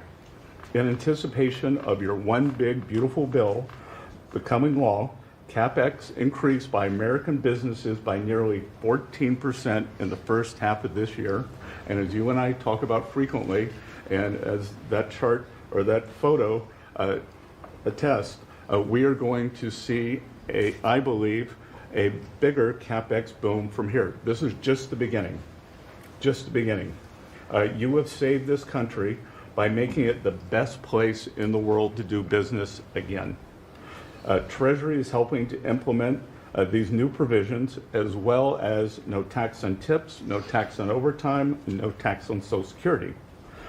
This weekend, I will be meeting with workers from local restaurants to discuss the positive impacts of the pro-labor reforms on no tax on tips. And I have to tell you, thanks to you, when I go into a restaurant or stop by a hotel doorman, I am the most popular person there. And since my first job at age 9 was as a busboy getting tips, I am going to spend Labor Day going from restaurant to restaurant talking to workers who receive substantial amount of tip income. So I'll hear directly from them how your one big beautiful bill is increasing their take-home pay and making a big difference. Now, we can also talk, that is domestic. On the international front, you have leveled the international trading system whereby countries took advantage of us, and that's over. It's over. The Treasury Department is taking in record tariff revenues that I had been saying was running at a rate of $300 billion a year. You chastised me for saying that it's not, that number is too low. And as usual, you're right, that we had a substantial jump from July to August. And I think we're going to see a bigger jump from August to September. So I think we could be on our way well over $500 billion, maybe towards the $1 trillion number. This administration, your administration, has made a meaningful dent in the budget deficit. The average budget deficit during this term is 26% less than the last 12 months under Biden.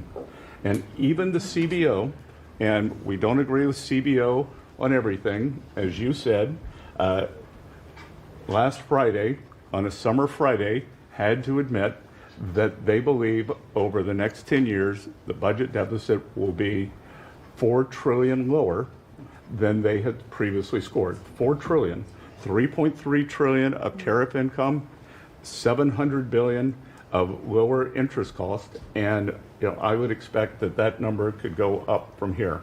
So, Mr. President, your return to the White House marked the return of the American worker. Thank you for reclaiming Labor Day for the American people. You're growing the economy for everyone, especially the middle and lower income households who suffered disproportionately under the last administration, and it's an honor to do this under your leadership. Great job. You're doing great. Thank you very much, Scott. Brooke? Sir, I dropped my second son off at college last week. And I wasn't planning to say this, but just listening to everybody, I wanted to put a little bit of a personal touch on this work. He started his freshman year yesterday at Texas A&M, for all my SEC friends in the room. Thank you for saving college football, by the way. We're all very grateful. The country just feels different. It just feels different. There's such a optimism and a love. There's a faith movement going through, especially with our younger Americans. And for those of us with kids in college, I know we feel it. And I experienced it firsthand last week, moving him and my other older son in as well. As we move toward Labor Day, you have made a lot of dreams come true for a lot of people, but one of my longtime dreams was for the right to recapture Labor Day. And I've been talking about this for almost 20 years and writing about it, that why are we ceding the day that we are celebrating the American worker to the Democrats? Because this is our day. Perhaps of any day of the entire year, this is our day. America was founded and fought for by fishermen and farmers and workmen and et cetera. The Genesis, the first book of the Bible, talks about the righteousness of work and the art of creation. And so to be part of this effort to represent the farmers, the ranchers, the agriculture industry at this moment in time, which I do believe we're in a revolution. 1776 was the first one, 1863 or so with Abraham Lincoln was the second. This is the third with Donald Trump leading the way. And we are saving America. And the idea that we are putting the worker the very central component of the American dream at the center of it is the reason that it is so. So at USDA, it continues to be my greatest honor to fight for the original American worker, whom I think the farmer is and what they represent. And as we are building new systems and new structures, as we have this year going to have the best harvest on record for our row croppers and others, what this team has done and is doing to open up those markets to ensure that these farmers can continue to return prosperity to rural America. I'll finish with this. This morning, we had a working group with 6 of our cabinet members. Bobby Kennedy representing healthcare, Linda McMahon education, Lee Zeldin deregulation, Kelly Loeffler small business, Lori Chavez Rimmer labor, and Scotty Turner housing. And how you leading the way in your vision, how that will return the golden age to rural America, to the very fabric of our country. And whether it's better hospitals, better education, more opportunity, less government, better and bigger small businesses, better opportunities for our workers, and better housing, and of course the agriculture piece of that, through the big beautiful bill, the bill, what it did, the greatest investment in rural America in history. And now the opportunity to effectuate that is again a game changer, a country saver, and what a joy to be able to do it under your leadership. So thank you so much. Really good. Thank you. Beautifully stated. Thank you very much. Yeah. Scott? Yes, sir. Thank you, Mr. President. I'm so grateful to be here to celebrate Labor Day with the greatest team in America. And it is football season, so I'm happy about that. But, Mr. President, I want to say thank you for, as Brooke said, reclaiming Labor Day. And you've been a tremendous champion for the American worker.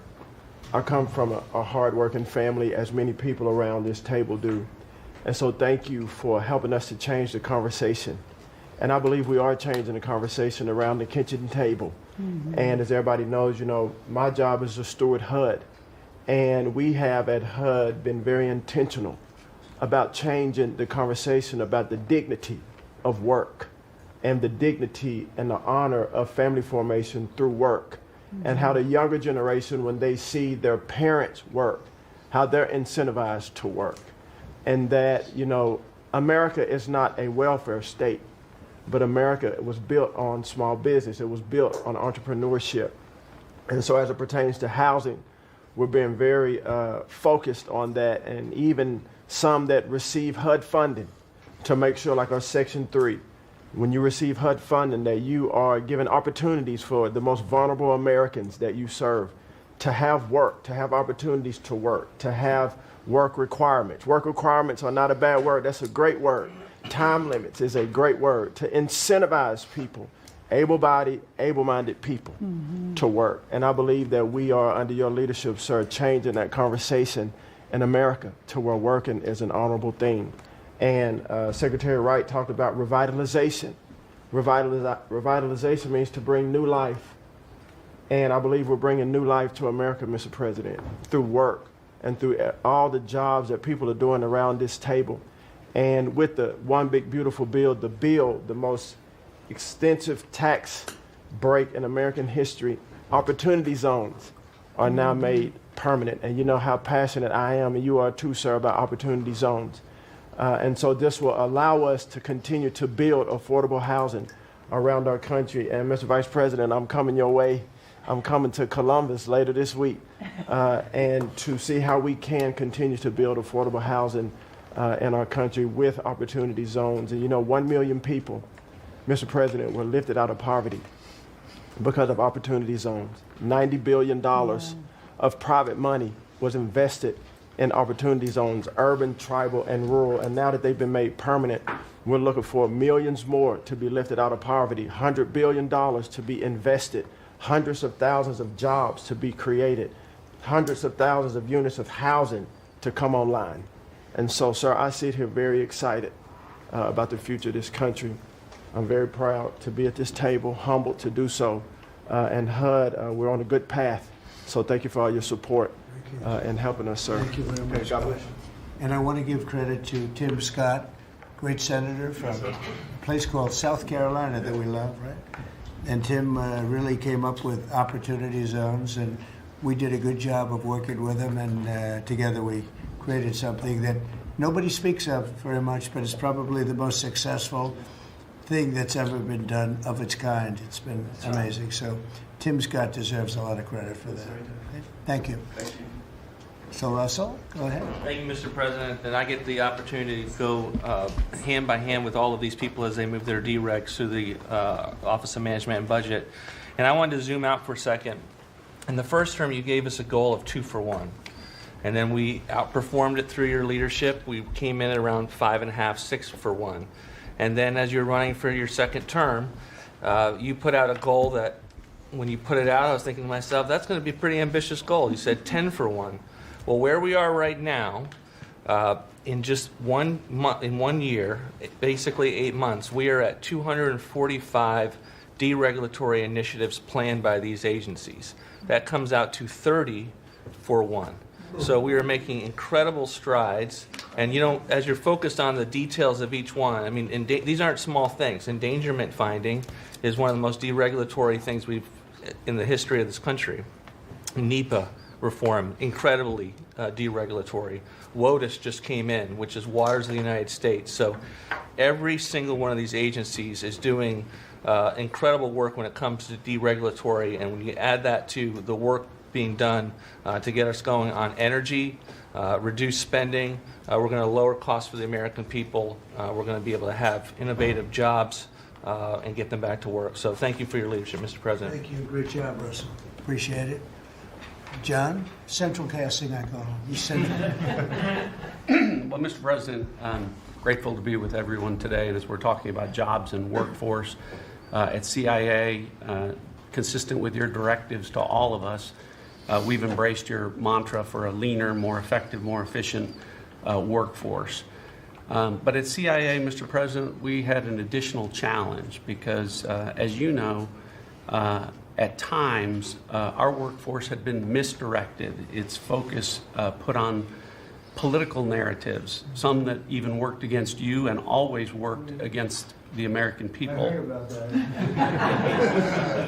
But under your leadership and your direction, we have been focused back on the core mission of what CIA is supposed to be doing, which is to provide you and this entire incredible team around the table with a decisive strategic advantage in accomplishing your goals. And your success in that regard, the examples are clear and many.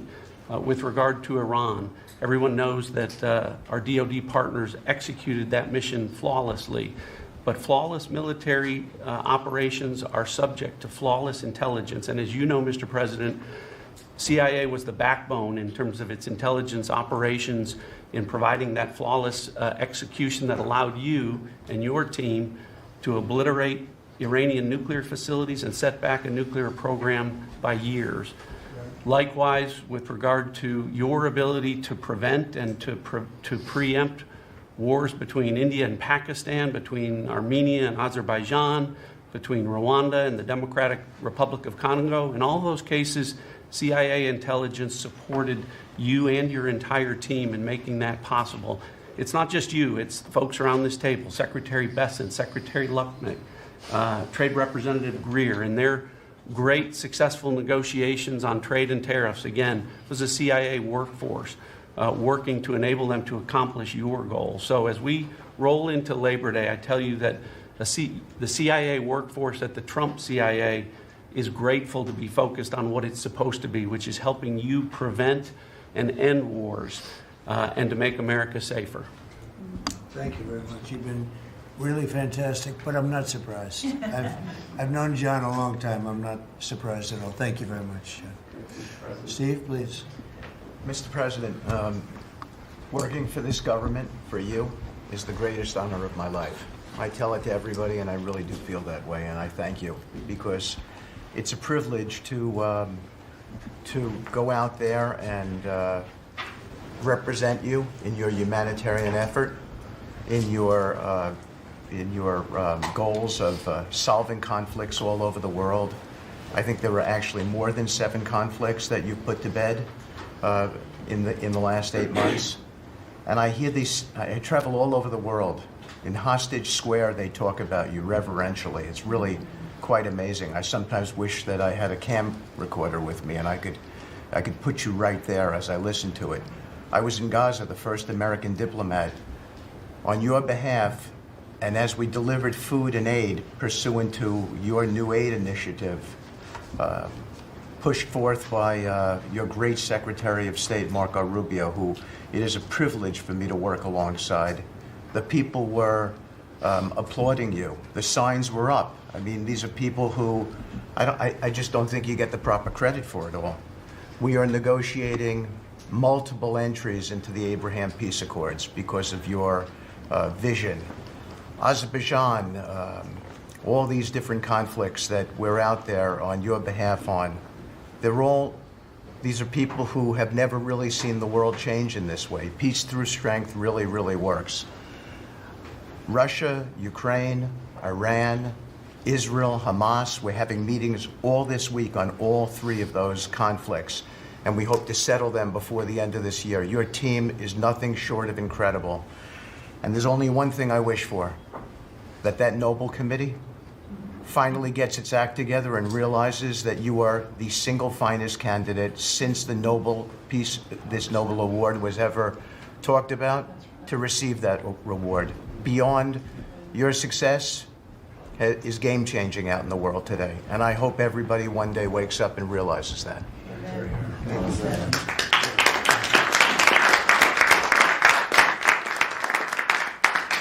Thank you, Steve. Jameson, please. Mr. President, I like to think of Labor Day as the Trump trade policy day because everyone around this table and everyone listening knows that one of the major reasons why American workers and organized labor voted for you is because of your trade policy and the policies you've had and advocated for 40 years or more. You have reset global trade policy in the past few months, and it shows that it's been working for American workers. When you look at President Biden, in the last quarter of 2024, median weekly earnings fell 2.1%. In the first quarter of your term, they went up 3.3%. And that's why we're doing the trade policy we're doing. It's to help the workers of the United States of America. And they're the best in the world, but they can't do it without a level playing field. And you have flipped the script. For many years, the other countries had high tariffs and high non-tariff barriers, while we were open to all of their labor and services and goods and capital. You flipped it. Now we have the tariffs, and they have lowered theirs and the non-tariff barriers. And we couldn't have done it without you and the leverage you've created. So between the tariffs and the deals, the hot streak continues for the workers of America. So thank you. Thank you very much. Really good job, by the way. He's a good negotiator. Very good negotiator. Thank you. Please. Yeah. Well, Mr. President, I feel like, as everybody here has talked about how great working with this team is and all, but I do feel a special need that you've given me the privilege of working with the best of America. I get to take care of the veterans. I get to take care of the veterans who Labor Day really finds its roots in, if you think about it.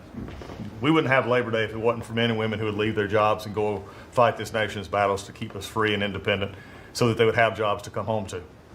And over the past few years, they've been coming home to many times a government that was keeping them back, holding them back, taxing them, regulating them. And now we have veterans who represent the bill, the big, beautiful bill, they're the beneficiaries of. And I get to see them all the time because they're receiving the benefit because they see the jobs, they see the care that they're being given. And these veterans can look at their country with pride, knowing that we're taking care of them, just like you told me to do. When your only statement you said to me, I asked you what to do, you said, go take care of my veterans. Well, that's what we're doing. One of the other things we're doing right now is, for many of you, I love to hear how you're deregulating everything, and I've worked from Congress and worked with many of you before. I get to do the same thing with the largest bureaucratic organization in the government. We're deregulating from the inside. And it's amazing to me because we have such a powerful workforce at the VA who really want to do good, but yet they kept tripping themselves up. They kept making their own, they'd take one step forward and put a regulation in that put them 3 steps back, and it always hurt our veterans at the end. We're taking that away. We're making community care again, Mr. President. We talked about this yesterday. We're making community care a part of our direct care system. So if a veteran wants to get into the community, they have our direct care and they also have the ability to go into the community. Something that the previous administration decided they wanted to keep everybody inside because they thought it was a fiefdom they were building. I'm telling you, we're not building a fiefdom at the VA. We're trying to take care of a service organization that takes care of veterans. So how do we do that? We made best medical interest where a doctor can send a veteran to the community a lot quicker without having to worry about miles and time logged and wait times. Just get them the help they need. We've actually expanded out, and it's made a difference in this regulation, and also unleashed a workforce that is now free of the collective bargaining agreements and other things that have kept them from being able to do the job of national security that they've been intended to. I'm actually giving them the benefit of the doubt to actually go be the workers that they're called to be, and that's what Labor Day is about. The VA is going to have the best workers. But just to let you know how that's working out, wait times at our hospital are going down because we're getting them into our hospitals or into community care. And then one for you, Mr. President, you heard about this a lot, and that was backlogs. At the backlog when I first came in, and I've said this before, in February we had over 260,000 backlog. That means over 125 days of not getting an answer. In just a little over 4.5 months, we've dropped that over 100,000. We're under 150 and heading down to historic lows. We'll be within the next month lower than any time under the previous administration at all. That means our veterans are getting the help they need. So when you look at it this way, we've opened new facilities. We've put new facilities in places where workers can get to. We've expanded out hours, over 1 million extra hours, so veterans, younger veterans in particular, can get off of work and bring themselves and get their appointments in after hours or on Saturdays. That's what it means to be in the Trump administration. That's what it means to take care of veterans. That's what it means for Labor Day. Because you can't forget the ones who fought for us to be on this table today. And it's all because of what you've done and the progress that we've made. Well, you've done a tremendous job, and I hear it all the time. We have a 93% approval rating at the VA now. And you know what it was before? It was like horrible. So thank you very much. Mr. President, there's been some conversation about the Pete and Bobby challenge.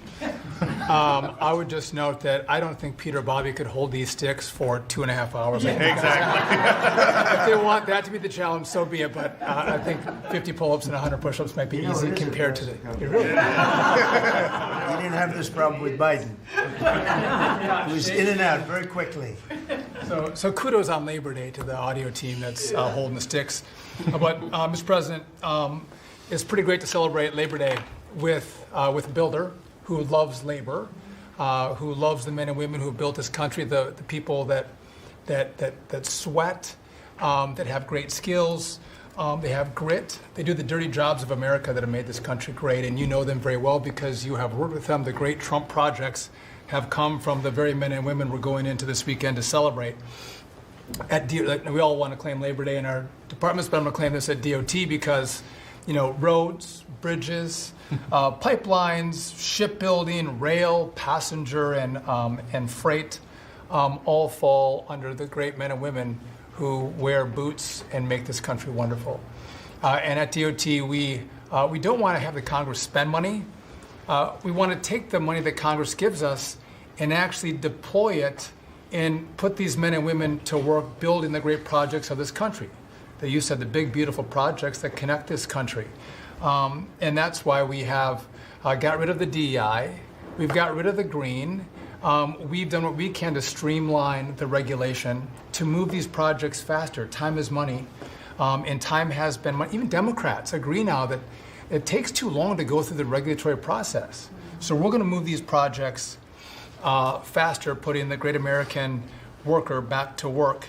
I want to make a quick comment. We've all probably talked about this horrific accident in Florida, and I appreciate the help of Christy and Marco on this very issue. But in May, we said, listen, it's a safety issue if you can't proficiently speak the English language. And we gave states a little over a month to comply. And Washington, California, and New Mexico have refused to comply. And by the way, this individual in Florida received a CDL from Washington, from California, and received a speeding ticket after our rule went into place, and they didn't stop him. And had they taken him out of service, he wouldn't have been in Florida, and we would have 3 beautiful people alive today. And I make that point because it's the work that maybe no one sees that then shines a light when horrific things happen, but also that your cabinet works together and teams up to make a difference for the American people. Real quickly, so we have a safety mission at DOT.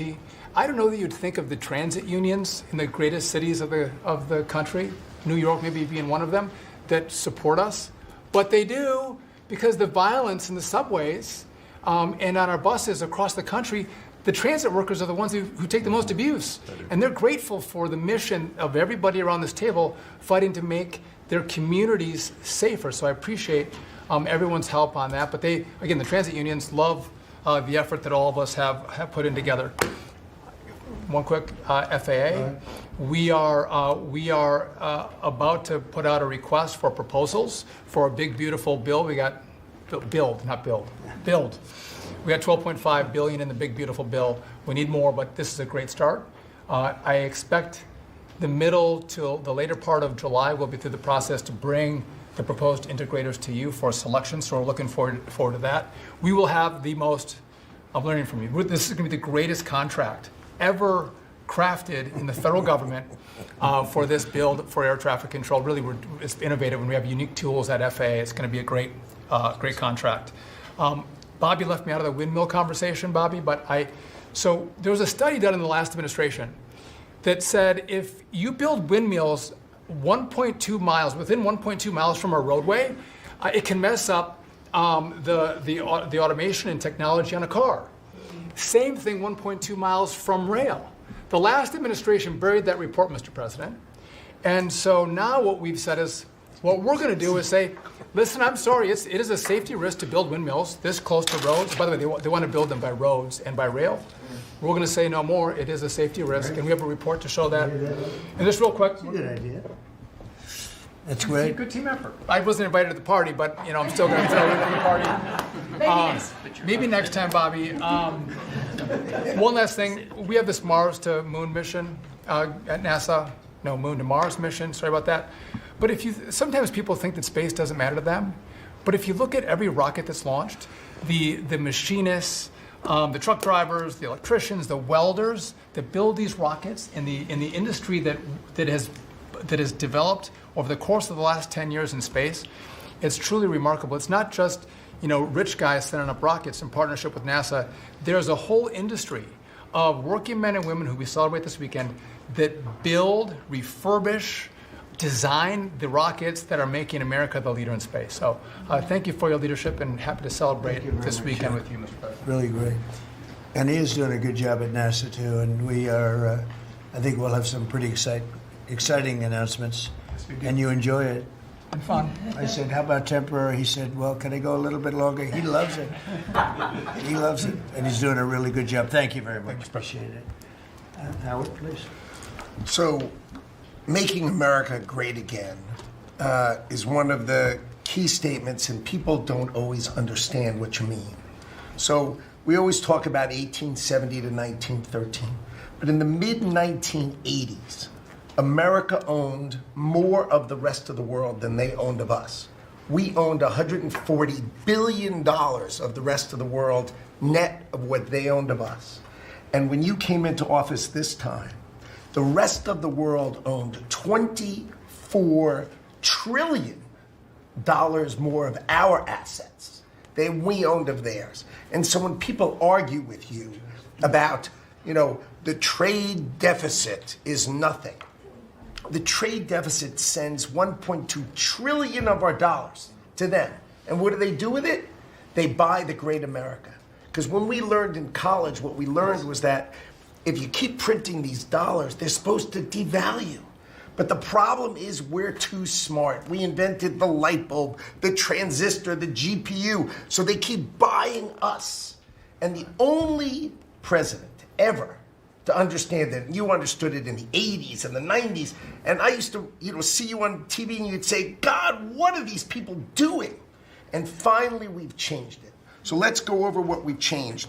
So Japan and Korea, they're never going to open their markets to us.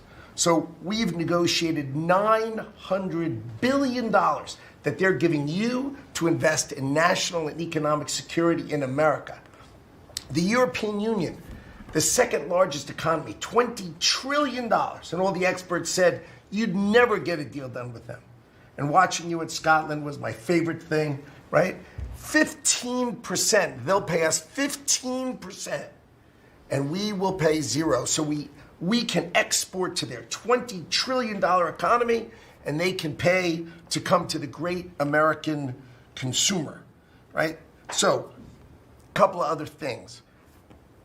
4 days before you took office, 4 days before you took office, the Commerce Department, which had the CHIPS money, they set up this thing called NatCast, which was a make-believe not-for-profit. And they signed contracts to wire them $7.4 billion. This was just nonsense. So we stopped the payment. We've got the money. It's an illegal thing to try to set up a department that's not the Department of Commerce, that kind of acts like the Department of Commerce. And what was it filled with? All these people who work for the Biden administration. I mean, it's exact corruption that you talk about. $7.4 billion now clawed back. Last week was the most fun. In 1 week, Intel came in, right? The Biden administration had given $11 billion to Intel, given it to them. Done. Corporate just gift. And you turn that into really, it was like less than 5 minutes of conversation. And Intel agreed to give us 10% of their company, which of course was worth $11 billion. So it's not socialism. This is capitalism. If you give someone $11 billion, who's just building in America, they're not doing something special, they're building in America. And their CEO told the president he didn't need the grant. And you said, well, then why don't we get something for it? So it's amazing. You're going to watch semiconductors come home, right? We don't produce semiconductors. We've got $165 billion for TSMC, but you're going to watch the whole ecosystem come home because Donald Trump is the only president who understands the magnet to make them come home is one word, which used to be a favorite word. Now it's dropped to number 4, which is tariffs, right? Tariffs are going to bring semiconductors home. They are going to empower Bobby to execute MFN. Tariffs are going to be one of those tools that he's going to use to do that. We're going to do it for furniture. We're getting autos. We got steel, aluminum. I mean, it has been a blast, a blast. So 2 more things.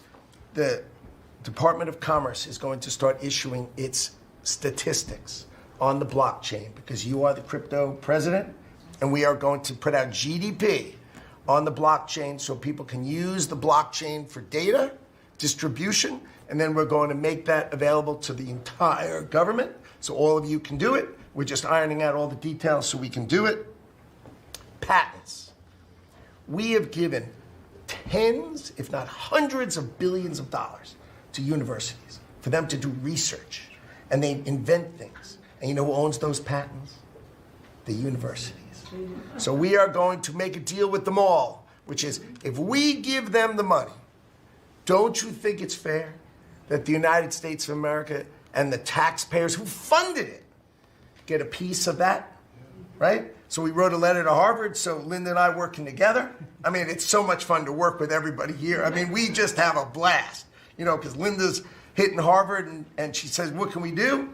And now we send them a patent letter and we'll hit them again. So we're having fun together. This is the greatest cabinet working for the greatest president, and I just want to say thank you. I'm having the time of my life working for you, Mr. President. Thank you. That was very well stated, wasn't it? Some things people don't think of too much. Thank you very much. Great job. Pete? Sir, well, amen to what Howard said. And I would just say, heading into Labor Day from the American military, sir, we happen to be the largest employer in America. We like to think we have a different form of employees. Yeah. Who need to be the toughest and the strongest and the most well-trained and the most lethal. And under the previous administration, and for decades, frankly, it was social justice, it was political correctness, it was divisive ideologies seeping into the ranks and changing how well we do our job. No more. Now it is only merit-based, gender-neutral, colorblind. The best of the best from the top to the bottom. That's our expectation. And sir, you've enabled that. So from the troops directly, which they ask me to say all the time, thank you for your leadership, for your boldness, for your clarity, for common sense, for providing a shield for the rest of us to put America first and to apply peace through strength. We're in the strength business. That's our job, is to stand behind everybody here and alongside John in everything they do to keep the country safe. And the world is noticing. And I wish everybody could. There were 2 meetings yesterday that I think tell the story. One was, because today happens to be the 4-year anniversary of what happened at Abbey Gate in Afghanistan. Mr. President, you had the families in, who you've met with multiple times, who, when the cameras were on and not on, acknowledged, sir, you were the only one that gave them a proper greeting, that recognized what they gave their sons and daughters in the debacle that was the withdrawal in Afghanistan, that we will bring accountability for at the Defense Department through our investigation. That's good. But at the same time, the world sadly took notice, whether it was Israel, whether it was Ukraine. Those wars never would have started if you were president. Instead, they looked at the foolishness of Joe Biden. Under your military, your Pentagon, we are restoring deterrence. Whether it's Midnight Hammer and those beautiful B-2s, 37 hours straight, whether it's counter-drug operations in our own hemisphere, whether it's the border, working with Christie and the national security team, whether it's LA, whether it's Washington, D.C., you name it, whether it's Europe. Our allies paying 5%, now our allies in the Indo-Pacific stepping up to do the same. That's a recognition that American leadership is here. And then in the second meeting, we were talking about what we're doing in D.C. and Pam's taking the lead. I have to say, just pause for a second. When I look around this table, yes, there's a national security team of Steve Witkoff and John and Scott and Howard and the vice president and Susie and Christy and Tulsi, but to every person here, we work together on a daily basis. And if you call me and I call you, the answer is yes. How do we do it together? I think that's exceptional. It's what the American people deserve, and you've demanded that, sir. So I very much appreciate it. In that meeting on D.C., I started my sentence by saying, the Department of Defense, to which you said, that just doesn't sound right. So maybe next time we're here, my card will read Department of War. We'll see. But it's not, here's the thing, here's what people miss. It's not just about words. It's about the warrior ethos. It's about what the department is supposed to do. George Washington started the Department of War because he wanted us to win our wars. Our founders didn't want endless foreign entanglements. They didn't want endless contingencies and deployments. They wanted an empowered military that was, the handcuffs were taken off to fight to win and then bring those troops home. So my platoon in Guantanamo Bay, our motto was, those who long for peace must declare for war. We must prepare for war. We don't want war, we don't seek it. You are the peace president, sir. Because we are strong, our enemies know what we will do. And so whether it's Secretary of War or Secretary of Defense, that warrior ethos is changing. We're going back to basics. Our drill instructors can be drill instructors again, sir. So from the minute of the tactical of standards to the strategic of B-2 bombers, we're focused on what matters. Had a meeting yesterday on Golden Dome for America, which is on track to deliver strategically for the American people. Munitions and the Deputy Secretary making sure our stockpiles are overflowing. That's our job. I'm an honor to be a part of it, sir. Thank you for your leadership. That's great. I think I like Department of War better, but we'll make that decision, right? But you've been great. Thank you very much, sir. So Marco, go ahead. Well, Mr. President, first of all, everyone's made this comment already and needs to be echoed again. You were elected as the President of Working Americans, and that's why this Labor Day is so meaningful. For me personally, this is the most meaningful Labor Day of my life as someone with 4 jobs. And so...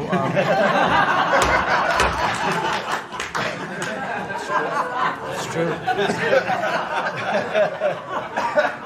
And, but on the point of, you made it very clear from the outset, even in foreign policy, everything we did has to be pro-American. It has to make America stronger or safer or more prosperous.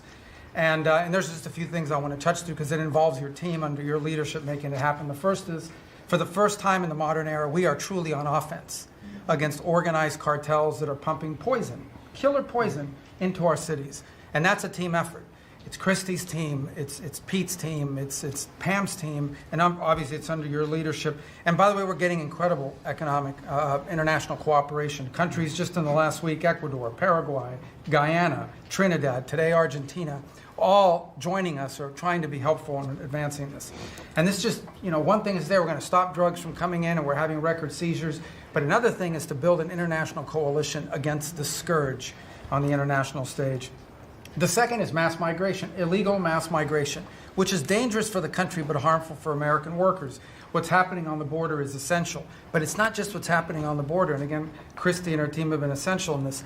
We have countries all over the world that are actually helping us, whether it's through safe third country agreements, whether through its stopping the migration flow from coming here in the first place, incredible international cooperation. you've redefined our border. It's no longer just our physical border. We are doing things ahead of time to prevent this from happening and getting cooperations from countries that we've never seen before. And last, I would say, and Steve touched upon this, who, by the way, is doing a phenomenal job. Steve is both a great negotiator and he's also a nice guy, which are two tough things to pull off together. But it's incredible. But we both work for the peacemaker in chief. Think about it, how fortunate we are as Americans to have a president who's made peace a priority. And just since the last time we've met, there was a war going on in Cambodia and Thailand, between Cambodia and Thailand. The president just picks up the phone and tells them to stop fighting, and within 72 hours, the fighting had stopped. You know, there's no other leader in the world that could have done it. And the fact that you were willing to spend time to do that and to make it happen is, of course, essential. And then the war that didn't happen because of Azerbaijan and Armenia coming here to sign that peace deal, which is historic in so many countries. You know how many countries said out there it's never going to happen, it isn't possible, and it occurred, Mr. President, because of your leadership. And then on a point of personal privilege, I wasn't even going to raise it. I haven't even talked to you about this. It's a little controversial, but I think I need to bring it up at this time of year. This thing about people getting married on Saturdays during college football season is a scourge, Mr. President. It's dividing families. And I don't know if we can have an executive order on this. It's insane, but it's really difficult. There's 7 other months of the year that people can get married, so I just wanted to say that because it's very, very difficult. Thank you. Fantastic. Thank you very much. Doug, please. Well, Mr. President, you've heard from around the table how people are grateful to have an opportunity to be part of this team, have an opportunity to work for you, and have an opportunity to serve the American people. And I would say as we head into this Labor Day, the thing that really differentiates you and your leadership and everybody around this table is one word, and that's respect. Because this is a group of people that respect our farmers and ranchers. We respect the people that are in law enforcement. That's a huge change. Respecting the people that are in uniform, respecting our veterans, respecting our shrimp fishermen. I mean, whoever it is in this country, people that are building our roads. This whole group embodies that sense of respect. And when we start with that, then who benefits? We come up with policies that help those people. And what have you done? You've led an opportunity for us to have the lower taxes, way lower deregulation, record amounts of investment that's coming into this country. We're going to be seeing lower interest rates. All of those things coming together is a gift to the working people. The policies are lifting everybody up. There's 140 million Americans that get up and go every day and drive to work. They commute. And one of the most obscene things of the prior administration was their energy policies was creating a hidden tax on those people. The poorer you were, usually the further you had to drive because you couldn't afford the housing if you were working at a hotel, if you were working in a service industry. We were taxing them. A hidden tax on them was the high cost of energy. You were perhaps one of the only leaders in the world that understood the connection between peace abroad and prosperity at home was directly connected to energy policy. You came in and said, we're going to sell energy to our friends and allies. We're going to bring prosperity at home through policies here by having lower energy prices. And we're going to stop funding wars abroad with energy policies that help their adversaries and hurt us. You said we're going to sell energy to our friends and allies. And with the work that Jameson and Howard and Scott and everyone has done on these trade deals, we're going to have an opportunity to have a renaissance in American energy, selling energy to the world, which is going to help bring peace abroad. But the real key thing in closing I want to say is two things. One has to do with the U.S. Park Police. That's the group here in Washington, D.C. They're the oldest uniform law enforcement group in the nation. You coming out and visiting with them in person before they went out on the surge. Not only are carjackings down, muggings down, homicides down, everything down, morale is through the roof. Just like Pete saw, we've got record people signing up to want to be part of our military. You have breathed life back into the profession of law enforcement. Your respect for law enforcement is so incredible. It's making a difference. And then us giving them the tools. On a lighter note for everybody here, one of the rules that under President Trump we were able to change for the U.S. Park Police was they could do a pursuit. I was shocked to find out when we were talking to them, like, oh, you pull somebody over and they just drive away and you can't pursue them? I mean, and they said, no, we can't.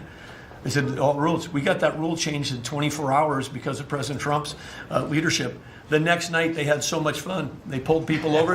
They started to take off. They chased them. They stopped them. And then the bad guys, some of these were in cars that had stolen plates. So they take the plate off. They steal them off somebody else's car. They know it. The plate doesn't match. They know they're doing this thing. The bad guys in the car said, You're not supposed to chase us. Like you're breaking the rules. The bad guys are telling us to bring them. No, we're back in action. So it's like, and so the morale is high. They all wanted to say thank you to you.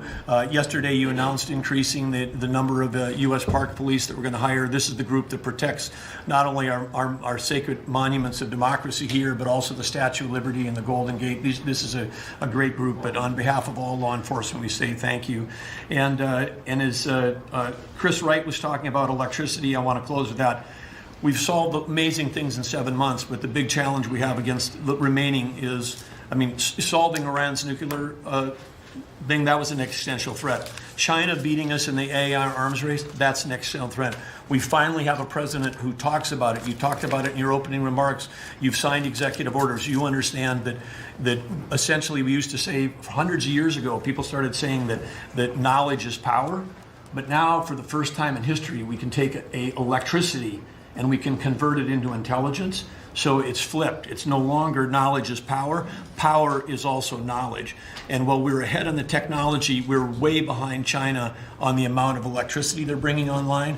And your strong position to support affordable, reliable energy using our nation's resources, including those across the Department of Interior, bringing back coal mining, bringing back mining, bringing back timber. All the industries that have been killed in this country are coming back to life because of you. And with your leadership, we have a chance to not only win the AI arms race, but actually dominate it the way we're dominating in other things. So thank you, Mr. President. Thank you very much. And we're leading that race right now by a lot.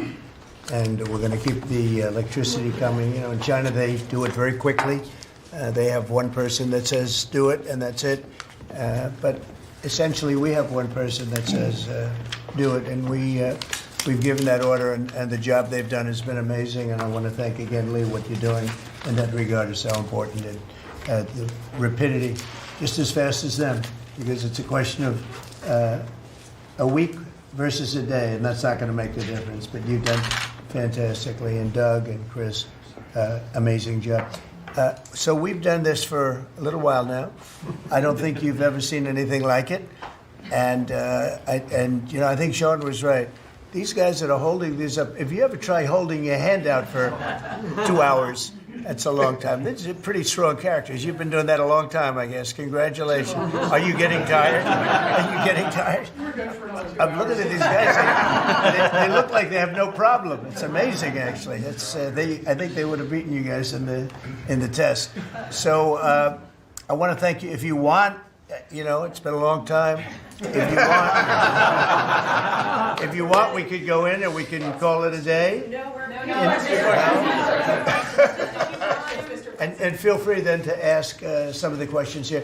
Look, I believe in very open, we want to be open, above board. We want to be honest with the media. I wish the media was totally honest with us, but I think they're getting better, to be honest with you. And so we'll see. But if you want to take a few questions, you really on a serious note, when it comes to Fed Governor Lisa Cook, her lawyer has said that they're going to be filing a lawsuit challenging this legal action.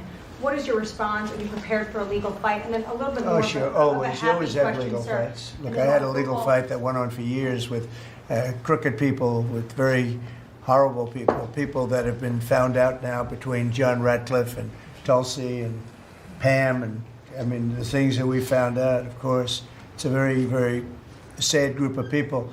But no, she seems to have had an infraction, and she can't have an infraction, and especially that infraction, because she's in charge of, if you think about it, mortgages, and we need people that are 100% above board, and it doesn't seem like she was. Yeah, Mr. President, first, I would love to ask you a serious question, but I have to tell you the biggest pop culture news of the year broke while we were in this cabinet meeting.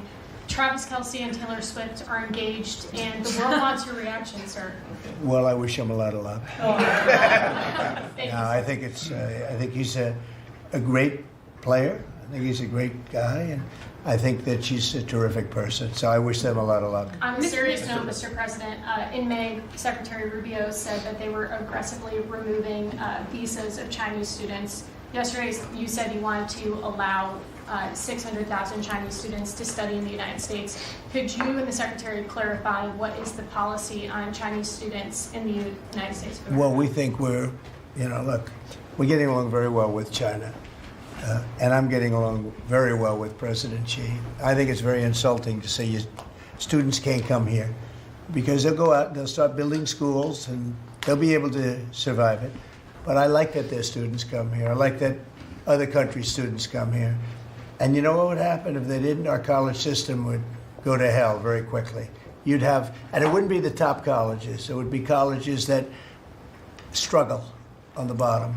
And you take out 300,000 or 600,000 students out of the system. I like having, and I told this to President Xi, that we're honored to have their students here. Now, with that, we check and we're careful and we see who's there, and Marco wants that. We spoke, we're in the same position.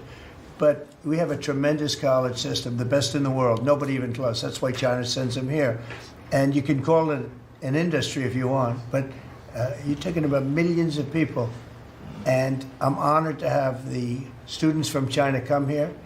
And we're just getting along very well with China. And it's a different relationship than we had for years, where they took hundreds of billions of dollars, just sucked it right out of our country. They respect us again. I respect them. The relationship is very good. I think it's important that these are two very major powers, nuclear powers at that, but two very important powers. You know, when I get along with Putin, when I get along with President Xi, when I get along with these people, that's a good thing, not a bad thing. We're tough and we're smart and we're strong. We get along. It's a lot better than not getting along. You had somebody in here before. The war should have never started with Ukraine and Russia. It would have never started. And Putin said that himself. President Putin said that himself. So we want to see college students come in from countries. There are some countries that we can't necessarily say that. These are places that have ideologies that we can't live with. So there are some areas, some countries that we can't say that. But we're honored to have the students come here. Please. Yeah, please. Yesterday you said that within 2 to 3 weeks we have a pretty good conclusive end to the war in Gaza. What did you mean by that? And could you tell us? On what? In the war in Gaza. Yeah, what about it? You said in 2 to 3 weeks we would have a conclusive end, a pretty good conclusive. There's no conclusive. It's been going on for a long time. You're talking about, I guess if you really add it up, Steve, you're talking about thousands of years, okay? It's been going on there's nothing conclusive, but hopefully we're going to have things solved very quickly with regard to Gaza and also with regard to Ukraine and Russia. Mr. President, who are you considering for the replacement to nominate for Lisa Cook, and what economic background or history are you? Well, we have some very good people for that position, and I think we have some very good people. We're down to, I think I maybe in my own mind have somebody that I like. But I deal with Scott and I deal with Howard, and we're dealing with a lot of people actually that are going to be involved in that decision ultimately. It's a very important decision. As we see, I got a bad recommendation when I went with Jerome Too Late. You know, he's too late. His nickname is Too Late, costing us a lot of money, hurting the housing. Our housing industry is good, but it could be phenomenal. Most of this country, in economic terms, has been phenomenal. We've never seen anything like it. Because of him and his high interest rates, the housing is less than it could be. We're going to get that straightened out very quickly. He gets out very quickly, fortunately. He's been the wrong guy.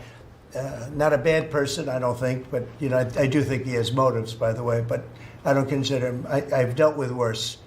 But he hasn't done the job. The recommendation from a certain person was not a great recommendation. That person vouched for him, but we're doing a very careful study. We'll see what happens. Look, we just put a very good man in one position. We might switch him to the other. It's a longer term and pick somebody else, but we're very happy with the person we have in there.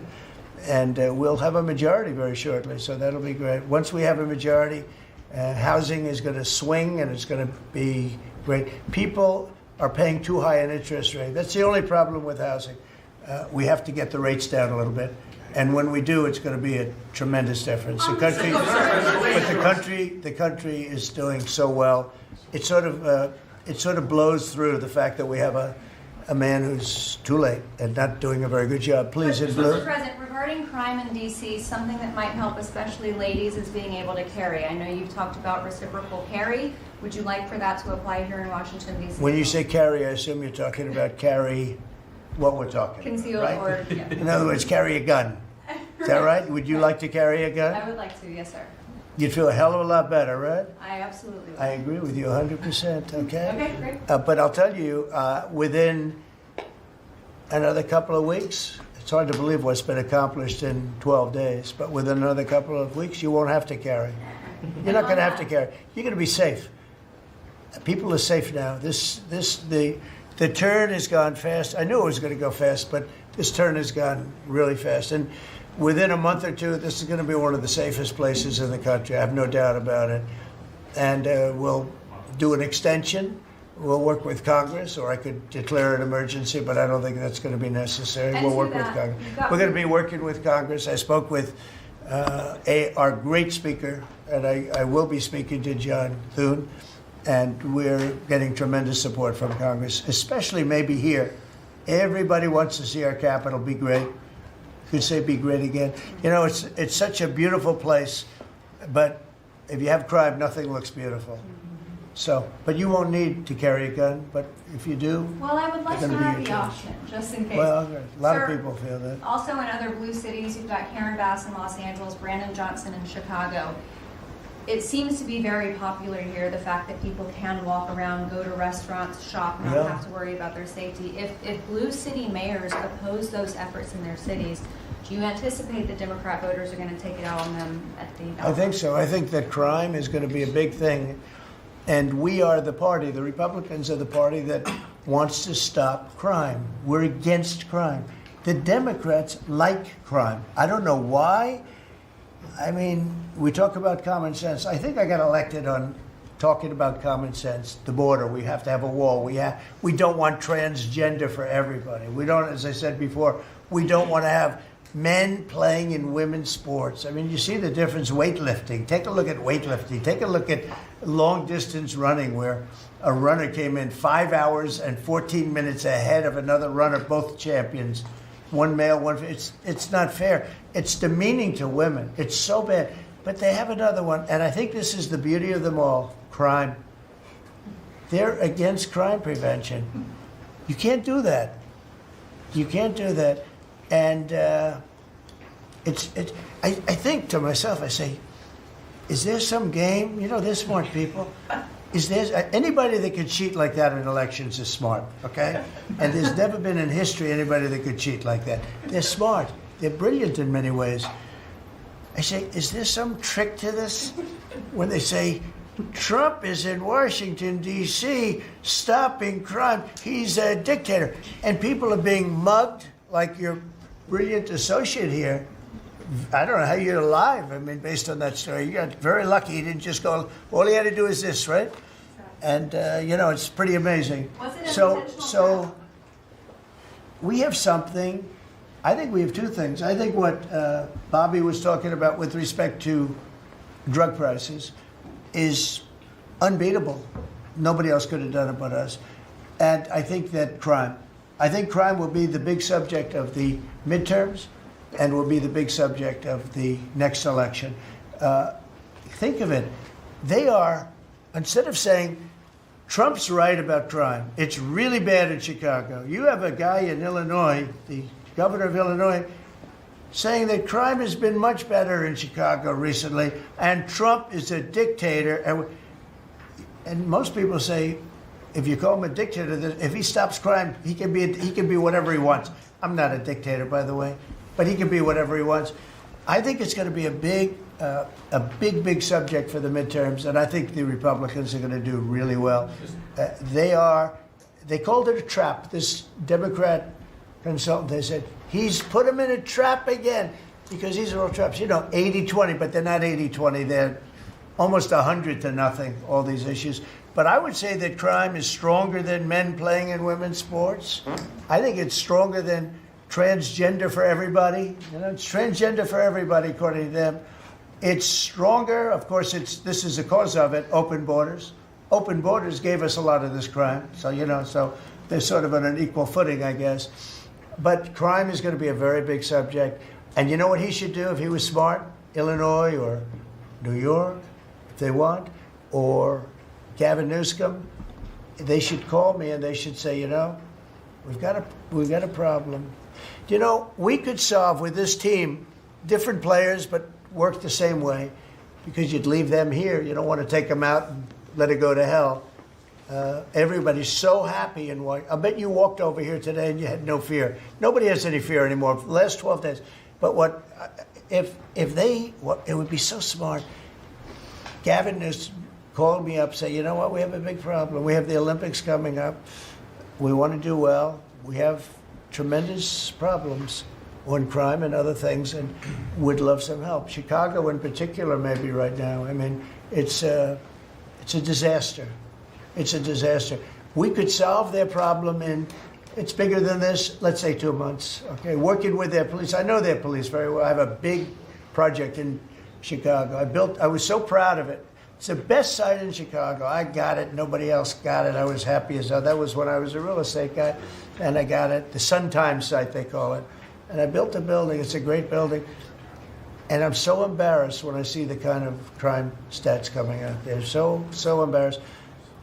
And if I were a governor, a Democrat governor, or mayor, or anybody having to do, I'd call up President Trump. I'd say, President Trump, we need your help. We saw what you've done in D.C. in a period of 12 days. This is 12 days. We haven't even started. This is going to be so safe. It's going to be the safest place on earth. And we'll do the same thing in Chicago. But I'd like to be asked, as opposed to just going in and doing it. Because, you know, when you go in and do it, then they start screaming, oh, he shouldn't be here. We don't need him. We're doing so well. And then the better we do, they take credit for it. So it's really pretty unfair. Mr. President, Yes, on go ahead. crime, for a lot of victims like myself, a big concern is long-term sustainability. Can you share with the American public about your plan in ensuring that DC is safe in the long term? Longer term, yeah. Well, it's a great question. Number one, we want to stay there for longer than 30 days. As you know, we have an absolute mandate, and I can extend it, but I'd rather not have to declare a national emergency, because by that time, I mean, right now there's not an emergency. We've done, as you sort of said yourself, it feels like a different world. We've got under arrest and prosecution, and we've thrown out, taken some, and we're in the process of taking hundreds out of our country that shouldn't be here. And these are hardcore professional criminals. They were born to be criminals, in my opinion, but they're seriously bad people. Murderers, drug dealers, you know them all. You see them all as you walk beautifully to work, and every once in a while somebody puts a gun to your head, because that's what happened in your case. We're getting a lot of them out of the country. We're putting a lot of them in prison because we're afraid to bring them out of the country. They could come back. You know, as good as we're doing, they could come back. We don't want them back. And that's going to solve a lot of it. We also think there should be a presence here for long enough. We should also work with our police department, because you have very good police here. Very good. We're working very well with them, by the way. And we have to work together for a while. We have some people that are very tough and very strong. Working with the police, they're going to be able to handle it. And you know what? If it gets a little bit bad, just a little bit, I'll bring them back in and we'll straighten it out and we'll make it perfect. You're going to be so safe in the city. And you're going to have the city beautified. We're going to be giving out, we're working with Clark, as you know, construction. They're the biggest. They're working with me also. We're building a beautiful ballroom for the White House. They've been after it for 150 years, employs a lot of people. It's going to be as beautiful a ballroom as has ever been built. And Clark is the big builder in this city. They've done, I guess, a majority of the good work, the big work.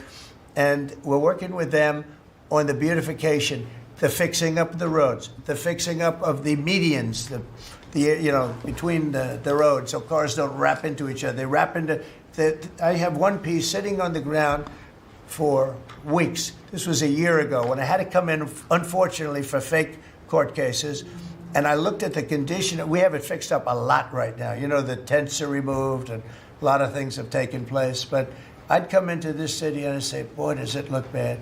The filth on the roads, the medians were broken and always laying down and nobody would fix them and all of that. Well, We're going to have new medians. We're going to have a nice topping put on the road. We're not going to rip the roads apart and start a construction project that lasts for 2.5 years as they rebuild the road, which they don't have to do.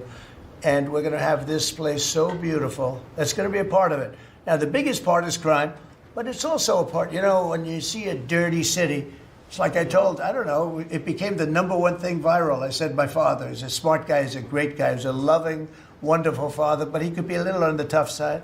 He told me that, son, when you walk into a restaurant and you see a dirty, filthy door going into the restaurant, don't go there because the kitchen's dirty also. When they see a dirty capital, the rest of the world, they lose a lot of respect for our country. This capital is going to be so beautiful. We're going to have new poles, new lights, new fences. It's stuff that, when you add it up, it's money, but it's peanuts compared to what we're talking about. And we're also going to have great safety. Mr. President, I wanted to ask you on crime and also a question on foreign policy that maybe other officials can weigh into. And on crime, Iris shared her story, and you mentioned, you know, people going. That was a terrible story. Because I'm just amazed she's here. When the gun is, Pam, when the gun is put to the head, did they ever capture these people, by the way? I kept calling, but I haven't heard back about this guy. It'd be really great if you could maybe give the information. She's very good at capturing people, you know? She's very good.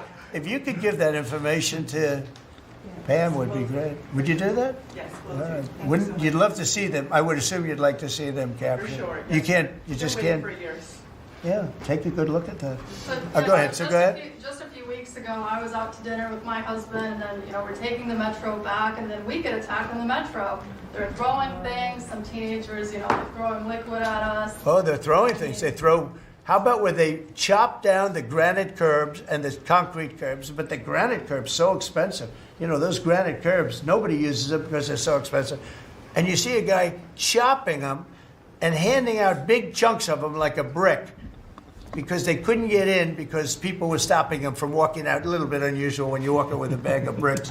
Generally speaking, Sean, that's not a good sign. Right? It's not a good sign. But they now come in with hammers. They can disguise a hammer, and they start pounding the concrete and the granite, and they hand out chunks. And those people take those chunks and start throwing them at cops, or they stand on the top of bridges and they drop them down into the windshield of your car, and you get killed running into a light pole. It's those days are over. I wanted to ask you, Governor Hochul, Kathy Hochul, said that she spoke to you on the phone, and you said you might send National Guard troops to New York. You mentioned that. So will you? I'd love to do it if she'd like. I get along with Kathy. If she'd like to do that, I would do it. See, look, New York has difficulty like other, and I don't want to make this I want to make this like friendly, but the places we're talking about happen to be virtually all Democrat run. Now, take a look at your 25 places that are most troubled. Everyone, except maybe one, and it's way back in number 24 or 25, but essentially 25 out of 25 are run by Democrats, and cashless bail was a disaster. When they did that, and I believe it was instituted first in New York, but when they did cashless bail, that was a tragedy for this, because that's when it really started getting bad. When somebody kills somebody, you don't say you can come out, you don't have to put up anything. You put that person in jail, and you find out whether or not it's true, but you don't give cashless bail with a promise to come back in a couple of months, we'll start talking to you. Because they go out and they kill other people, and you can't do that. The cashless bail has been, you know, it's just a woke thing. It's got to stop. You see that, Christy, better than anybody. It's got to stop. It causes unbelievable, and we're doing that. We're stopping it in D.C. I would love to have the governor of Illinois call me and say, look, we have a problem in Chicago. We will stop that problem in Chicago in 2 months, maybe less, 2 months. We'll stop it. These are tough cookies we have working for us. These are tough cookies. These are not politically correct soldiers that I won't go into definitions of what that means. But these are not politically correct soldiers. These are rough guys. I watched it last night. I see it. I saw them the other day when we went down and we spent some time together with them. These are tough cookies. These are not people that you're going to laugh at and spit in their face and they're not going to do anything about it. And these people, they're afraid, these gang members who are bad people too, These are bad. These are just bad people. Ours are bad, but they're bad in a good sense, right? You don't understand that, Scott. And we can solve Chicago in 2 months. Now, then, as per your statement before, we have to keep it going, and we'll be able to keep it going. The first thing you have to do is get it down. We are very close to being at that position in D.C., and within a month, we will be, within a month from when we started, which is quicker than I thought, you're going to feel very, very safe. I think you feel very safe right now. But I would love it to have these governors, mayors call me and say, we'd like to invite you into our community because we have a problem and you can handle the problem and we can't. One other thing, sanctuary cities, they should be terminated. They're sanctuary for criminals. They're safety and security for criminals. They are very, very bad. And all of these places have big sanctuary cities, and all they're doing is protecting criminals. Okay. Questions about Lisa Cook. You have spoken out very strongly for a long time about what you see as the weaponization of government. Yeah. Is your administration weaponizing No. government by digging into the mortgage records of officials you don't like? No, they're public. I mean, you can find out those records. You can go check out the records yourself. And you should be doing that job, actually. You wouldn't do that because that's not the kind of reporter you are. But you should be doing that job. I shouldn't have to be doing it. If you did your job properly, we wouldn't have problems like Lisa Cook. Go ahead. You were going to say something. Go. Blue? She had voted to lower interest rates? On national Please. security. I think we have to have a lower interest rates, yes. A follow-up question for you and Madam Attorney General on national security. We've heard from Stephen Miller yesterday in the Oval Office that there are street criminals here in D.C. who are actually found to be doing business with transnational criminal cartels. That's right. overseas. And we know who they are, and we know who they're doing business with. And we're arresting the people, very strongly arresting, and we're keeping them there because, you know, your laws here make it very difficult. And one of the other laws we're trying to get done, because you have 14-year-old kids that are just as tough as a 25-year-old kid, just as dangerous, and they carry the same gun. And we have to make a provision where they're treated like older people, because these are seriously tough, bad. They're children, but they're criminals, and they're really bad criminals. And they're used by older people because they never get charged because you can't do anything to them.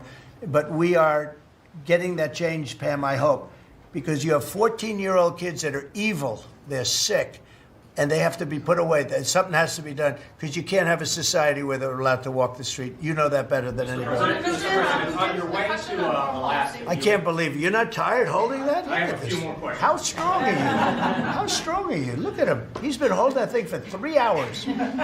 You're a good fisherman. Well, I should give that a shot. Go ahead. On the way to Alaska, you had mentioned that there would be severe consequences if Vladimir Putin did not agree to a ceasefire. Yeah. After that summit that was rolled back, given the negotiations, is he back on the clock now? I want to see that deal end. It's very, very serious what I have in mind if I have to do it, but I want to see it end. I think that in many ways he's there. Sometimes he'll be there and Zelensky won't be there. You know, it's like, who do we have today? I got to get them both at the same time. But I want to have it end. We have economic sanctions. I'm talking about economic because we're not going to get into a world war. I'll tell you what, in my opinion, if I didn't win this race, Ukraine could have ended up in a world war. We're not going to end up in a world war anymore, but it would have ended up possibly in a world war. That would have been they were ready to trot. But just like India and Pakistan, we're going to end up in a nuclear war if I didn't stop them. You know, it's sort of strange. I saw they were fighting. Then I saw 7 jets were shot down. I said, that's not good. That's a lot of jets, you know. $150 million planes were shot down. A lot of them, 7, maybe more than that. They didn't even report the real number. I'm talking to a very terrific man, Modi of India. And I say, what's going on with you in Pakistan? Then I'm talking to Pakistan on trade. I said, what's going on with you in India? And the hatred was tremendous. Now, this has been going on for a hell of a long time, like sometimes with different names for hundreds of years. But I said, what's going on? I said, I don't want to make a trade deal. No, we want to make trade deal. I said, no, I don't want to make a trade deal with you. You're going to have a nuclear war. You guys are going to end up in a nuclear war. And that was very important to them. I said, call me back tomorrow, but we're not going to do any deals with you, or we're going to put tariffs on you that are so high. You were there, Howard, right? Yeah. You're going to put tariffs on you that was so high, I don't give a damn, your head's going to spin. You're not going to end up in a war. Within about 5 hours, it was done. It was done. Now, maybe it starts again. I don't know. I don't think so, but I'll stop it if it does. We can't let these things happen. The Russia-Ukraine situation, last week, 7,012 soldiers, 7,012 soldiers died. They were Russian, they were Ukrainian, they weren't American, so a lot of people would say, what do you care? They're not American. I care. They're 12,000, over the last couple of weeks, over 12,000 people died in like in 2 weeks. You know, we're talking about crime where somebody's killed here or somebody. Think of it. You have your son leaving Russia, leaving Ukraine, their little house, wherever they live with their parents. They're waving goodbye, just like our parents would wave goodbye. And they're waving goodbye, son. And then a week later, his head's blown off in a stupid war by a drone, a whole new form of military problem. So, no, I'd like it to stop. I want to get it to stop. And it will not be a world war, but it will be an economic war. And an economic war is going to be bad. And it's going to be bad for Russia, and I don't want that. Now, I have to also see, because not everybody, you know, Zelensky's not exactly innocent either, okay? You know, it takes two people to tango. And I say it all the time. You got to get them together. I get along with Zelensky now, but we have a much different relationship because now we're not paying any money to Ukraine. You know, stop that. We're paying money to ourselves. What's happening is NATO is buying all of the equipment and paying in full. But even with that, forget about that. I want to get it stopped because it's a lot of lives that are being lost. Every week it's 7,000, 5,000, 6,000. I get the reports and I see battlefields. I'd rather not see them. And you know, you read about Gettysburg. You read about Gettysburg and you see, you know, those 600,000 people, but in that war in particular was really bad, like 150,000 or something, just dead body. I'm seeing the same. I see pictures. I see satellite pictures of heads over here, arms over here, legs over here. And this is like a modern age. It's no different than the worst wars that I've ever seen. And if I can stop it because I have a certain power or a certain relationship, I had a very good relationship with President Putin. Very, very good. That's a positive thing again. And I think I'm probably the only, Steve Witkoff would tell you I'm the only one that can solve it. I don't know. He's told me that a few times, unless he was saying that just to build up my ego, but it's not really. I have no ego when it comes to this stuff. I just want to see it stop. Thousands of young people, mostly young people, are dying every single week. If I can save that by doing sanctions or by just being me, or by using a very strong tariff system, that's very costly to Russia or Ukraine or whoever we have, you know. But I stopped 7 wars, and 3 of those wars were going on for more than 30 years. You know, if you look at Congo, if you look at, just look at any of them, almost all of them were going on for an extended period of time. Now, interestingly, one had just started. It was 2 days old, and you know that one. And we did that one when we were in Scotland negotiating. It was 2 days up, but there were 2,000 dead bodies laying on the border, and I got that one stopped too. And I'm very honored by that, but the one that I thought would be the easiest is turning out to be the hardest. That's President Putin and President Zelensky, but I think I'll get it done. Why do you think that? You never know. It's war. Can you stop the family? With war, you never know, right? War's very tricky, very horrible. But with war, you never know. Things change. People go into war, think they're going to win the war, and then they get their asses kicked. And they lose their country, and they lose millions of lives. Nobody goes into a war thinking they're going to lose. They go in. I'm sure that Ukraine thought they were going to win. It's going to be, you know, we're going to win. You're going to beat somebody that's 15 times your size. Biden shouldn't have let that happen.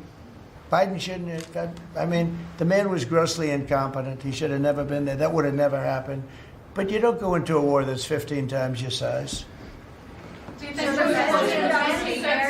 Say it. the Fed just put out a statement saying that Lisa Cook has indicated through a personal attorney that she'll promptly challenge this action in court, seek a judicial decision that would confirm her ability to continue. That's all right, whatever it it says is. the Fed will abide by any court decision. Thank you very much for reading You abide that. by a court decision. I abide by the court, yeah. I abide by the court. Yes, that's enough. That's enough. Mr. Go ahead. President, what other companies are you thinking about taking stake in? Well, you know, we didn't take a stake in the sense that it was reported. Everyone said, I bought a stake in Intel. No, I got it for free. I said I was with is that correct statement? Howard was there. Absolutely correct. Scott knew all about it.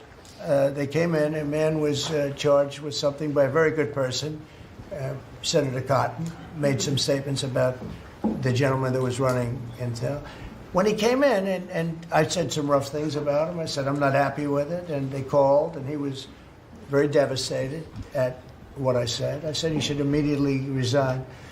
And he came to see me, and I was very impressed by him, actually. And he made a mistake, or factors happened where something like this could have taken place. In the meantime, his board was staying by him.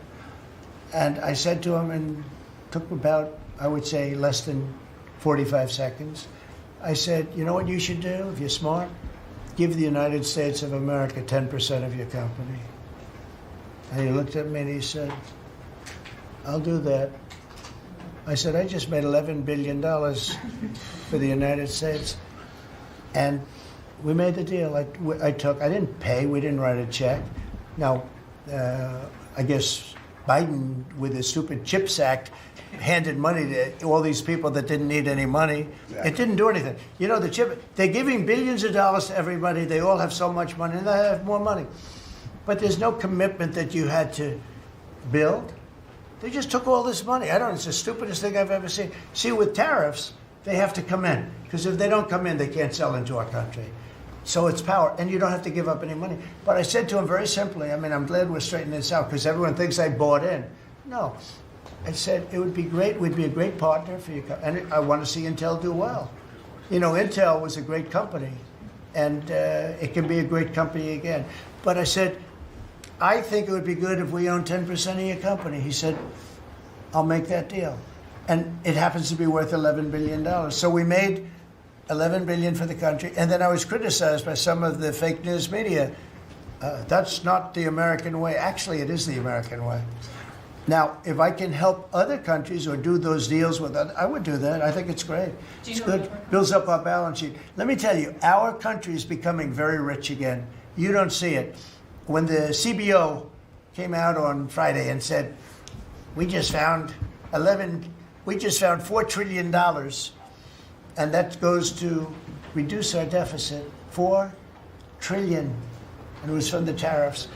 Our country is becoming very, very rich again. I hope you get used to it. You know, you're going to have to get used to it. In addition to reducing the deficit, any update on your previous talking about potentially giving Americans a tariff rebate check? Well, we have a lot of money coming in, rebate check for the Americans, and it's coming in at tremendous numbers. Don't forget, I would say, Scott, we probably are talking about right now 50%, maybe even less than that. With all the money you're hearing is coming in, you're talking about, a lot of it hasn't kicked in yet. And when it really kicks in is in 2 years when these plants are built and opened and the money starts pouring in, right? But, there's a concept of making you could call it a dividend, as we would say, making a dividend to the people in this country who have had to suffer through stupid leadership. And they paid a lot of taxes, and they got nothing for it. Or they got attacked like you were, okay, for it. No, there's a possibility. Primarily, we want to pay down debt, but there's a possibility that we take a piece of it and make a dividend to the people. Mr. President, I have a question for Steve Witkoff, if I may. Yeah. This past weekend, Sergei Lavrov was saying that Putin will not sign a peace deal with Zelensky because Russia views him as illegitimate. Just wondering if the Russians have been relaying this to your team, if they view Zelensky, as a leader worth signing a peace deal with, if they will. Doesn't matter what they say. Steve can answer, but I can answer too. Doesn't matter what they say. Everybody's posturing. It's all bullshit, okay? Everybody's posturing. Steve, do you have a different answer? I agree with you, sir. In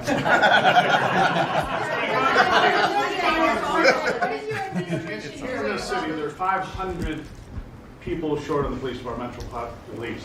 In New York City, it's 3,000. In Chicago, it's 1,300. Would they have had to bring in troops from the National Guard if the police departments in this country were fully staffed? Defund the police. How bad did that turn out for America? It's an interesting question. I was surprised when I heard how many police were here. It's not a really big area. And I think they said they're down to 3,200 police or something like that. I said, that's a lot of police. And I was a little bit surprised because to me that's a big force. And it's not a big area, but it is what it is. There's a lot of crime. You have a lot of, don't forget, you have a lot of police that weren't allowed to do their job. When I came in, as you remember, we made tremendous strides in a little conflict that we had going at the time because I allowed our military to make the decision. I said, you can make any decision you want. I gave it to the colonels in the field. I gave it to the captains in the field. You remember that where everything went through Biden, meaning one of the people, and everything went through Obama before him. Everything went through. They had to make the decision as to whether or not to attack the Taliban. So they'd find 30 people together. They'd call up Washington, and they'd go to a political hack who knew nothing about it. My first night, I got that same call. Like they called me, and they said, "We have I got a call at 3 o'clock in the morning because I listened to their system, and they were calling me and they were asking me whether or not they could attack a group of people having to do with what war I'm talking about." And I said, I know nothing about this. Wait a minute. And then I said, who is he? Let me speak to the people calling. They're calling from Afghanistan. And I said, let me speak to the people. I want to speak to them. And it was a colonel. I said, where'd you go to school, Colonel? I went to West Point, sir. Were you a good student? I was, sir. I was a very good student. So you're calling the White House to ask for permission to attack, and by the time you get the answer, how long does it take? Sometimes 2 or 3 weeks. So by the time you get the answer, the people that you want to attack have already left, right? He said, how did you know that, sir? I said, let me ask you, so you're a good student, you went to West Point, and you love the military, right? Yeah. You make the decision. And I gave all those guys that went to all these great schools, and they're all military people, I gave them the right to make their own decision, and we kicked ISIS's ass. Don't forget, ISIS was supposed to take 5 years to terminate them, and we had a man named Raisin Kane, who happens to have done the whole thing in Iran. He's a great general, and he's a wonderful guy too, believe it or not, but he's a great soldier. We let them do their work, and we defeated ISIS. We defeated everybody. Every fight that we had militarily that I had, I won. And I let these great soldiers do some make a mistake, I guess. But like this colonel, I'll never forget it. Where did you go to school? I went to West Point, sir. I did ask him a question. I like good students as opposed to bad students. He said, I was a good student, sir. And I said, you do what's necessary. And, I don't want to sound overly vicious, but he wiped out the entire group of very bad people that want to kill us. So you have to let them do their job. In Washington, they're not allowed to do their job, okay? They're not allowed. You have great police. You have great police, but they're not allowed. Hello. Go ahead. On Congress, Mr. President, would you be open to a year-long continuing resolution? I'm always open to whatever is necessary. Look, here's the problem in Congress. You have Democrats that will never vote for anything. I could say that we're going to lower your taxes by 50%. We're going to guarantee you free cities, safe cities. Nobody will ever get touched, molested, beat up, shot in the head. we're going to give you the greatest country ever. We need your vote. And they won't vote. And they do it in unison. The only thing they do good is cheat on elections and unite. You know why they unite? Not because they're good or they're loyal people. They unite because they're afraid. They're afraid of the radical left. And you can't get their vote. So we have a vote coming up at the end of September. And I think we're going to pass it because we have the majority. And I think almost every Republican will vote for an extension. Because no matter what deal you make with these people, look at Schumer. He made a deal a year and a half ago, and after making the deal, he's been almost run out of the party. He's not the same man. He's not the same man. He's finished. He aged 20 years. He's become a Palestinian, by the way. We call him our great Palestinian senator. But Chuck Schumer, and I wrote him a letter. I said, Chuck, that was really great. Thank you very much. And somebody gave the letter to the press, not me. And he was destroyed because they thought I was being sarcastic, and I wasn't. He made a great decision. It kept our country open. It was a positive. But you can count on almost no vote. I mean, I see things. I'll give you an example, crime. So we're going to pass a bill to stop crime. We may not get one Democrat vote, okay? We may not get one. So when you say continuing resolution, I guess so, and it's going to be passed exclusively by Republicans. On farm Mr. President, visas, why do you use you mentioned in Iowa that you wanted to see sir? some changes to the H-2A visa program for farm workers. Right. You mentioned in Iowa that you want to see changes. Do you want to see that before the fall harvest?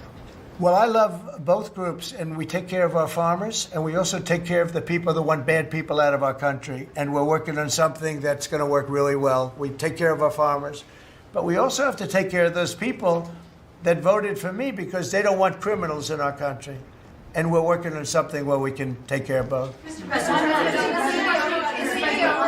you were talking about the CBO report that two of your cabinet members were talking about. I remember back on Liberation Day, many of us reporters covered your detractors, people saying that it was going to explode the deficit and therefore explode the debt. Who all has called you to say I was wrong? That's very good.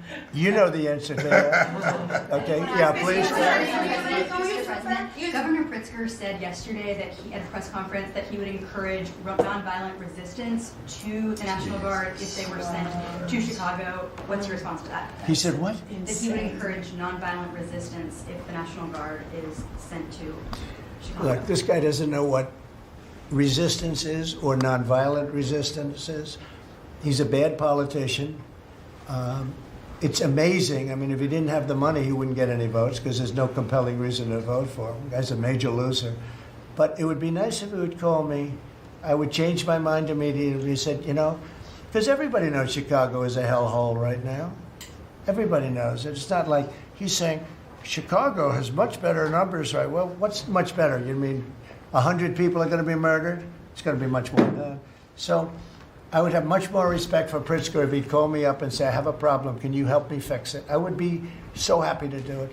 I don't love, not that I don't have the right to do anything I want to do. I'm the President of the United States. If I think our country's in danger, and it is in danger in these cities, I can do it. No problem going in and solving, his difficulties. But it would be nice if they'd call and they'd say, would you do it? And we do it in conjunction. Now, we work very well with the police because we naturally get along with the police. So the police and us work really well together, whether the mayor is opposed or whether, you have a really rotten mayor there too. He's got a 6% approval rating in Chicago. And I see black women wearing a red MAGA hat last night on television. Please let the president come in. My son was attacked. You have a force of black women. They're like only Trump. They want Trump to come in. And you see them, they're all over the place in Chicago because they're afraid to go out and they don't want their son or their daughter killed, just like your parents didn't want you killed. And we have a tremendous, look, it's not about winning elections because we want to have nice, fair elections. It's not politics. We want to see a safe country. You have people that want to see a safe country, and they're great people. You have great people in Chicago. The mayor is at 6% approval. He's an incompetent man. He should have never been put in a position like that. He can't handle it. You have an incompetent governor there. You have an incompetent governor in California, Gavin. I know him very well. He's incompetent. He's a nice guy, looks good. Hi, everybody. How you doing? He's got some strange hand action going. I don't know what the hell his problem is. It's a little weird, to be honest. There's a little something shaky going on there. But, you know, all he has to do is call me and say, we have the Olympics coming up. We want to make it really good and safe. And I'll put some really good, great American patriots in there, and you won't have any problems. Don't forget, it's loaded up with some stone-cold killers, some really bad people, some people that were just born to be bad. They're criminals, bad criminals, dangerous. And we can solve the problem for them very quickly. So you know what I think? I think this. You have not had this happen for 4 years.